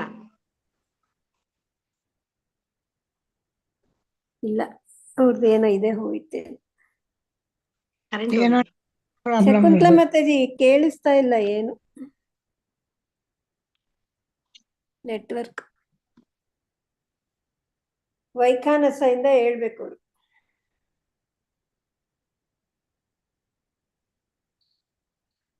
ಹೋಯ್ತು ಅಷ್ಟೇ ಇವತ್ತಿಗೆ. ಆಗೋಯ್ತು ಟೈಮು ಆಯ್ತು. ಎಂಡ್ ಮಾಡೋಣವಾ? ಬರ್ತಾರ ನೋಡೋಣ. ಟೈಮ್ ಆಗೋಯ್ತು. ನಾನು ಹೇಳ, ಇಂಟರ್ನೆಟ್ ಹಾ ಹೋಯ್ತು. ಹೇಳಿ ಮಾತಾಜಿ. ಇದೊಂದ್ ಪ್ಯಾರ ಹೇಳ್ತೀನಿ. ವಾನಪ್ರಸ್ಥದಲ್ಲಿ 4 ಇದೆ. ಅದರಲ್ಲಿ ಮೊದಲದ ತೆಗಿ ಹಾಕಿ ಮಾತಾಜಿ, ಅದರಲ್ಲಿ ಹೇಳ್ತೇನೆ. ನಾನು ಶೇರ್ ಮಾಡ್ಬೇಕು. ಒಂದ್ ನಿಮಿಷ. ಹಾ ಬಂದ್ರು ಮಾತಾಜಿ. ಬಂದೆ. ಇಂಟರ್ನೆಟ್ ತುಂಬಾ ಇದಿದೆ ಮಾತಾಜಿ. ಹೌದು, ಹಾಕ್ತೇನೆ. ಅದಕ್ಕೆ ಅವರು ಮಾಡ್ತೀನಿ ಅಂದ್ರು, ಮಲ್ಲಿಕಾ ಮಾತಾಜಿ. ಅವ್ರು ಮಾಡ್ತಾರೆ. ಇಲ್ಲಿ ಅದೇ 4 ಅವರು ಮಾತಾಜಿ ಹೇಳುದಾದ್ರೆ ಹೇಳಿ. ವೈಖಾನಕ ಅಂತ ಹೇಳಿದ್ರೆ ಅವರು ಕಾಡಿಗೆ ಇದು ಹೋಗ್ತಾರೆ, ವಾನಪ್ರಸ್ಥಕ್ಕೆ. ಒಂದೇ ಸಲಕ್ಕೆ ಹೋಗುದಿಲ್ಲ, ನಿಧಾನವಾಗಿ. ಮತ್ತೆ ಸರಿ ಮಾಡಿ ಮಾತಾಜಿ ಹೇಳ್ತಾರೆ, ಒಂದೇ ಸಲಕ್ಕೆ ಹೋಗುದಿಲ್ಲ, ನಿಧಾನವಾಗಿ ಬರ್ತಾರೆ. ಮತ್ತೆ ಅಲ್ಲಿ ಅರ್ಧ ಬೇಯಿಸಿದ ಆಹಾರವನ್ನು ಸೇವಿಸುವಂತಹದ್ದು. ಆಮೇಲೆ ಅಲ್ಲಿ ಏನ್ ಸಿಗ್ತದೆ ಅದನ್ನೆಲ್ಲ ಅವರು ತಿನ್ನುವಂತಹದ್ದು. ಅವರು ವೈಖಾನಕ ಅಂತ ಹೇಳ್ತಾರೆ. ಬಾಲಿಕಿಲ್ಯ ಅಂತ ಹೇಳಿದ್ರೆ ಆ ದಿನಕ್ಕೆ ಎಷ್ಟು ಬೇಕು ಅಷ್ಟು ಆಹಾರವನ್ನು ಮಾತ್ರ ಅವ್ರು ಇಟ್ಕೊಳ್ತಾರೆ. ಹೆಚ್ಚಿನ ಆಹಾರ ಇದ್ರೆ ಇನ್ನೊಬ್ಬರಿಗೆ ಕೊಟ್ಟು ಬಿಡೋದು ಅಥವಾ ಅವ್ರು ತಕೊಳ್ಳುದಿಲ್ಲ ಹಾಗೆ. ಮತ್ತೆ ಏನು ಸಂಗ್ರಹಣೆ ಮಾಡಿ ಇಟ್ಕೊಳ್ಳುದಿಲ್ಲ ಅವರು. ಮತ್ತೆ ಹೋಗ್ತಾ ಇರ್ತಾರೆ. ಸ್ವಾಭಾವಿಕವಾಗಿ ಎಷ್ಟಿರ್ತದೆ ಅಷ್ಟನ್ನು ಮಾತ್ರ ಅವರು ಸೇವಿಸುವಂತದ್ದು. ಬೇರೆದಕ್ಕೆ ಆಸೆ ಮಾಡುದು ಅಂತ ಅದಕ್ಕೆಲ್ಲ ಅವರು ಹೋಗುದಿಲ್ಲ. ಆಮೇಲೆ ಔಡುಂಬರ ಅಂತ ಹೇಳಿದ್ರೆ ಬೆಳಿಗ್ಗೆ ಎದ್ದ ಮೇಲೆ ಅವರು ಒಂದು ಹೋಗ್ತಾ ಇರ್ತಾರೆ, ಯಾವುದೋ ಒಂದು ಸೈಡ್ ಪೂರ್ವ ಮುಖವೋ ಅಥವಾ ಯಾವುದೋ ಒಂದು ಮುಖವಾಗಿ ಹೋಗ್ತಾ ಇರ್ತಾರೆ. ಅವ್ರು ಹೋಗ್ತಾ ಇದ್ದಾಗ ಅಲ್ಲಿ ದಾರಿಯಲ್ಲಿ ಅವ್ರು ಏನ್ ಸಿಗ್ತದೆ ಅದನ್ನ ಅವರು ಸೇವಿಸುವಂತದ್ದು. ಮತ್ತೆ ಇವತ್ತು ನಿನ್ನೆ ಒಳ್ಳೆ ಆಹಾರ ಸಿಕ್ಕಿದೆ, ಆ ಕಡೆ ಹೋಗುವ ಆತರ ಇಲ್ಲ. ಹೋಗ್ತಾನೆ ಇರ್ತಾರೆ, ಸಿಕ್ಕಿದ್ರೆ ಮಾತ್ರ ತಿಂತಾರೆ, ಇಲ್ಲ. ಮತ್ತೆ ಫೇನಪ್ಪ ಪುನಃ ಹೋಯ್ತಾ? ನೆಟ್ವರ್ಕ್ ಹೋಯ್ತಾ ಮಾತಾಜಿ? ಸ್ಕ್ರೀನ್ ಇಲ್ಲ, ನೆಟ್ವರ್ಕ್ ಇದೆ, ಸ್ಕ್ರೀನ್ ಶೇರ್ ಮಾಡಿಲ್ಲ. ಸ್ಕ್ರೀನ್ ಶೇರೇ ಇಲ್ಲ. ನೀನ್ ಶೇರ್ ಆಗ್ಲಿ ಆಗ್ಲಿಲ್ವಾ? ಹೋಸ್ಟ್ ಮಾಡಿದೀನಿ ನಿಮ್ಮನ್ನ, ಶೇರ್ ಮಾಡಿ ಮಾತಾಜಿ. ಶೇರ್ ಆಗ್ಲಿಲ್ವಾ ಮಾತಾಜಿ? ಇಲ್ಲ ಆಗಿಲ್ಲ. ಆಗಿಲ್ಲ. ಅವಾಗ ಹೋಸ್ಟ್ ಹೋಗಿತ್ತಲ್ವಾ ಮಾತಾಜಿ, ನಿಮ್ಗೆ ಶೇರ್ ಮಾಡಿಕ್ಕಾಗಲ್ಲ. ಹೌದಾ? ಈಗ ನಾನ್ ಶೇರ್ ಮಾಡಿದ್ದೀನಿ. ಮಾಡಿದ್ದೆ, ನಿಮ್ಗೆ ಬರ್ಲಿಲ್ಲ ಅನ್ನೋದು ನಂಗೆ ಹಾ ಗೊತ್ತಿಲ್ಲ. ಅದೇ ನಿಮ್ದು ಹೋಸ್ಟ್ ಮಾಡಿದೀನಿ, ಈಗ ಆಗತ್ತೆ. ಸಾರಿ ಆಯ್ತಾ. ಆಯ್ತು. ಇಲ್ಲಿ ಫೇಣಪ್ಪ ಅಂತ ಕೊಟ್ಟಿದ್ದಾರೆ ನೋಡಿ. ಹೌದು, ಔಡುಂಬರ ಅಂತ ಹೇಳಿದ್ರೆ ಒಂದ್ ಕಡೆ ಬೆಳಿಗ್ಗೆ ಎದ್ದು ಹೋಗ್ತಾರಂತೆ ಸೀದಾ. ಹೋಗುವಾಗ ಅಲ್ಲಿ ದಾರಿಯಲ್ಲಿ ಏನು ಅವ್ರಿಗೆ ದಾರಿಯಲ್ಲಿ ಏನ್ ಸಿಗ್ತದೆ ಸಿಗುತ್ತೋ ಅದನ್ನು ತಿನ್ನುದವ್ರು, ಸಿಗದಿದ್ರೆ ಇಲ್ಲ, ಹೋಗ್ತಾನೆ ಇರುವಂತದ್ದು. ನಿನ್ನೆ ಒಂದ್ ಕಡೆ ಸಿಕ್ಕಿದೆ, ಇವತ್ತು ಅಲ್ಲಿಗೆ ಹೋಗುವ ಆತರ ಇಲ್ಲ, ಹೋಗ್ತಾನೆ ಇರ್ತಾರೆ. ಮತ್ತೆ ಫೇಣಪ್ಪ ಅಂತಂದ್ರೆ ಅವರು ಮರದಿಂದ ಉದುರು ಬಿದ್ದಂತಹ ಹಣ್ಣುಗಳನ್ನು ಹೆಕ್ಕಿ ತಿನ್ನುವಂತಹದ್ದು, ಎಲೆಗಳನ್ನು ತಿನ್ನುವಂತಹದ್ದು. ಮತ್ತೆ ಅಲ್ಲಿ ದಾರಿಯಲ್ಲಿ ಸಿಕ್ಕಿದ ನೀರು, ಏನು ಹರಿಯುವ ನೀರು ಇರ್ತದಲ್ಲ, ಅದನ್ನು ಕುಡಿಯುವಂತಹದ್ದು ಫೇಣಪ್ಪ. ಈ ತರ ಅವರು ಸನ್ಯಾಸ ಜೀವನವನ್ನು ಕಳೆಯುವಂತಹದ್ದು. ಮತ್ತೇನಾದ್ರೂ ಇದ್ರೆ ಹೇಳಿ. ಸನ್ಯಾಸಿ ಅಲ್ಲ, ಇದು ವಾನಪ್ರಸ್ಥ ಜೀವನವನ್ನು ಕಳೀತಾರೆ. ಆಮೇಲೆ ಸನ್ಯಾಸ ಅಂತ ಹೇಳಿದ್ರೆ ಇಲ್ಲಿ ನಮ್ಗೆ 4 ತರ ಹೇಳಿಕೊಟ್ಟಿದ್ದಾರೆ: ಕುಟೀಚಕ, ಬಹುದಕ, ಮತ್ತೆ ಪರಿವ್ರಾಜಕಾಚಾರ್ಯ, ಪರಮಹಂಸ ಅಂತ. ಇಲ್ಲಿ ಕುಟೀಚಕ, ಬಹುದಕ, ಹಂಸ ಮತ್ತೆ ನಿಷ್ಕ್ರಿಯ ಅಂತ ಕೊಟ್ಟಿದ್ದಾರೆ. ಕುಟೀಚಕ ಅಂತ ಹೇಳಿದ್ರೆ ಅವನು ಮನೆಯಿಂದ ಹೊರಗೆ ಹೋಗ್ತಾನೆ. ಹೊರಗೆ ಹೋದಾಗ ಅಲ್ಲಿ ಮನೆಯಿಂದಲೂ ಸಹ ಅವನು ಆಹಾರವನ್ನು ಇದನ್ನು ಸೇವಿಸ್ತಾನೆ, ತಕೊಳ್ತಾನೆ. ಬಹುದಕ ಅಂತ ಹೇಳಿದ್ರೆ ಅವನು ಹೋಗ್ತಾನೆ, ಹೊರಗೆ ಹೋಗಿ ಜನರಿಂದ ಅಲ್ಲಿ ಎಲ್ಲಿಯಾದ್ರೂ ಅವನಿಗೆ ಆಹಾರ ಕೊಟ್ರೆ ಅಲ್ಲಿ ಅವನು ಸೇವನೆ ಮಾಡ್ತಾನೆ. ಮತ್ತೆ ಹಂಸ ಮತ್ತೆ ನಿಷ್ಕ್ರಿಯ ಅಂತ ಹೇಳಿದ್ರೆ ಅವರು ಸಂಪೂರ್ಣ ಎಲ್ಲವನ್ನು ತ್ಯಜಿಸಿರ್ತಾರೆ. ಅವರು ಹಂಸ, ನಿಷ್ಕ್ರಿಯ ಅಂತ ಹೇಳಿದ್ರೆ. ಪರಿವ್ರಾಜಕಾಚಾರ್ಯ ಅಂತ ಒಂದು ಇದೆ. ಅದು ಪರಿವ್ರಾಜಕಾಚಾರ್ಯ ಅಂದ್ರೆ ಅವರು ಒಂದು ಕಡೆಯಿಂದ ಒಂದು ಕಡೆ ಹೋಗ್ತಾನೆ ಇರ್ತಾರೆ, ಅಲ್ದಾಡ್ತಾನೆ ಇರ್ತಾರೆ. 3 ದಿನಕ್ಕೊಮ್ಮೆ ಅವರು ಒಂದು ಕಡೆ ನಿಲ್ಲುದಿಲ್ಲ, ನಿಂತಲ್ಲಿ ನಿಲ್ಲುದಿಲ್ಲ. ಒಂದು ಹಸುವಿನ ಹಾಲು ಕರೆಯುವಷ್ಟು ಒಬ್ಬರ ಮನೆ ಮುಂದೆ ನಿಲ್ತಾರೆ, ಅಲ್ಲಿ ಏನಾದ್ರೂ ಕೊಟ್ಟರೆ ತಿಂತಾರೆ, ಮತ್ತೆ ಮುಂದೆ ಹೋಗ್ತಾ ಇರ್ತಾರೆ. ಆದ್ರೆ ಇವರು ಹಂಸ ಮತ್ತೆ ನಿಷ್ಕ್ರಿಯ ಅನ್ನೋರು, ಅವರು ಎಲ್ಲಿಗೂ ಹೋಗುದೂ ಇಲ್ಲ, ಮತ್ತೆ ಒಂದು ಕಡೆ ತಲ್ಲೂ ಇರ್ತಾರೆ. ಅವರು ಏನು ಸಿಕ್ಕಿದ್ರೆ ತಿಂತಾರೆ, ಯಾರಾದ್ರೂ ಕೊಟ್ರೆ ತಿಂತಾರೆ, ಇಲ್ಲಾದ್ರೆ ಇಲ್ಲ. ಆ ತರದ ಒಂದು ನಿಷ್ಕ್ರಿಯ ಅಂತ ಹೇಳಿದ್ರೆ ಅವ್ರಿಗೆ ಯಾವ್ದು ಇದಿರುದಿಲ್ಲ. ಹಂಸ ಅಂತ ಹೇಳಿದ್ರೆ ಅದೇ ನಿಷ್ಕ್ರಿಯ ಮತ್ತು ಹಂಸ ಅಂದ್ರೆ ಒಂದೇ ಅಂತ ನಾನ್ ಎನ್ಸಿದ್ದೇನೆ. ಮಾತಾಜಿ ಎಕ್ಸ್ಪ್ಲೈನ್ ಮಾಡೋದಾದ್ರೆ ಮತ್ತೆ ಮಾಡಿ. ಮತ್ತೆ ಶ್ರೀಮದ್ ಭಾಗವತದಲ್ಲಿ ಹೇಳಿದಂತೆ 2 ಬಗೆಯ ಸನ್ಯಾಸಿಗಳಿದ್ದಾರೆ. ಅವರನ್ನು ಧೀರರು ಮತ್ತೆ ನರೋತ್ತಮರು ಎಂದು ಕರೆಯುತ್ತಾರೆ. ಇಲ್ಲಿ ಧೀರರು ಅಂತ ಹೇಳಿದ್ರೆ ಅವರು, ನರೋತ್ತಮರು ಅಂದ್ರೆ ಶ್ರೇಷ್ಠವಾದವರು. ಈಗ ನಮ್ಗೆ ವಿದುರ ನೋಡಿ, ಆ ಧೃತರಾಷ್ಟ್ರನನ್ನು ನರೋತ್ತಮನನ್ನಾಗಿ ಮಾಡಬೇಕು ಅಂತ ಎಣಿಸಿರ್ತಾರೆ. ಆದ್ರೆ ಅವನನ್ನು ಆಗುದೇ ಇಲ್ಲ ಅವರಿಗೆ. ಅವರು ಧೀರರಾಗಿ ಅಲ್ಲಿ ಧ್ಯಾನ ಮಾಡಿಕೊಂಡು ಅವರ ದೇಹವನ್ನು ಅವರು ಅಂತ್ಯ ಮಾಡ್ಕೊಳ್ತಾರೆ. ನರೋತ್ತಮರಾಗ್ಲಿಕ್ಕೆ ಆಗೋದಿಲ್ಲ. ಈ ರೀತಿ ಇದನ್ನು ಮಾತಾಜಿ ಎಕ್ಸ್ಪ್ಲೈನ್ ಮಾಡಿ, ಸ್ವಲ್ಪ ನನ್ಗೆ ಅಷ್ಟು ಬರಲ್ಲ. ಮತ್ತೆ ಇವರು ಯಾರು, ನಮ್ಮ ಚೈತನ್ಯ ಮಹಾಪ್ರಭುಗಳು 1432ನೇ ಶತಾಬ್ದದ ಅಲ್ಲಿ ಅವರು ಜನವರಿ ತಿಂಗಳ ಕೊನೆಯ ಭಾಗದಲ್ಲಿ ಚೈತನ್ಯ ಮಹಾಪ್ರಭುಗಳು ಯಾರಿಂದ ನೋಡಿ, ಶಂಕರ ಸಂಪ್ರದಾಯಕ್ಕೆ ಸೇರಿದ, ಅಂದ್ರೆ ಅದ್ವೈತ ಪಂಥಕ್ಕೆ ಸೇರಿದವರು ಕೇಶವ ಭಾರತಿ ಅವರಿಂದ ಅವರು ಸನ್ಯಾಸವನ್ನು ಸ್ವೀಕಾರ ಮಾಡ್ತಾರೆ, ಸನ್ಯಾಸಾಶ್ರಮವನ್ನು ಸ್ವೀಕಾರ ಮಾಡ್ತಾರೆ.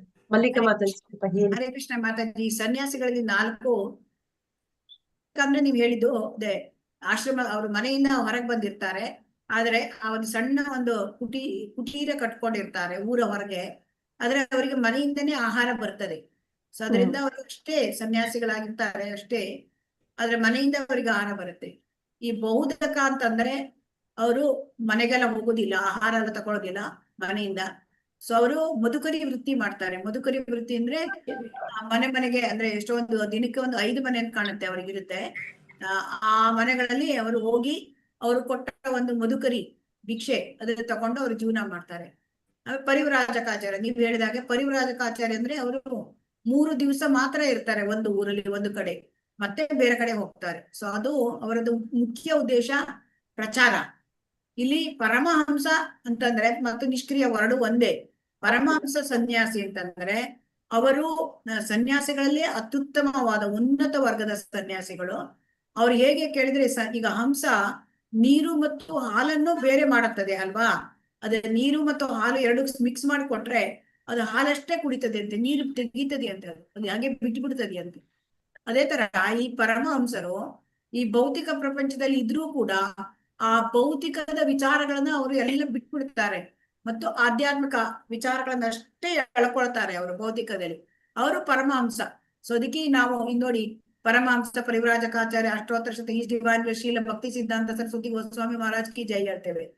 ಆಮೇಲೆ ಪರಮಹಂಸ ಪರಿವ್ರಾಜಕಾಚಾರ್ಯ ಅಷ್ಟೋತ್ತರ ಶತ ಈಸ್ ಡಿವೈನ್ ಶ್ರೀಲ ಭಕ್ತಿ ವೇದಾಂತ ಸ್ವಾಮಿ ಶಿಲ ಪ್ರಭುಪಾದ ಕಿ ಜೈ ಹೇಳ್ತಾರೆ. ಅಂದ್ರೆ ಶಿಲ ಪ್ರಭುಪಾದರು ಪರಮಹಂಸರೇ, ಆದರೆ ಪ್ರಚಾರ ಮಾಡ್ಲಿಕ್ಕಾಗಿ ಅವರು ಪರಿವ್ರಾಜಕರಾದರು.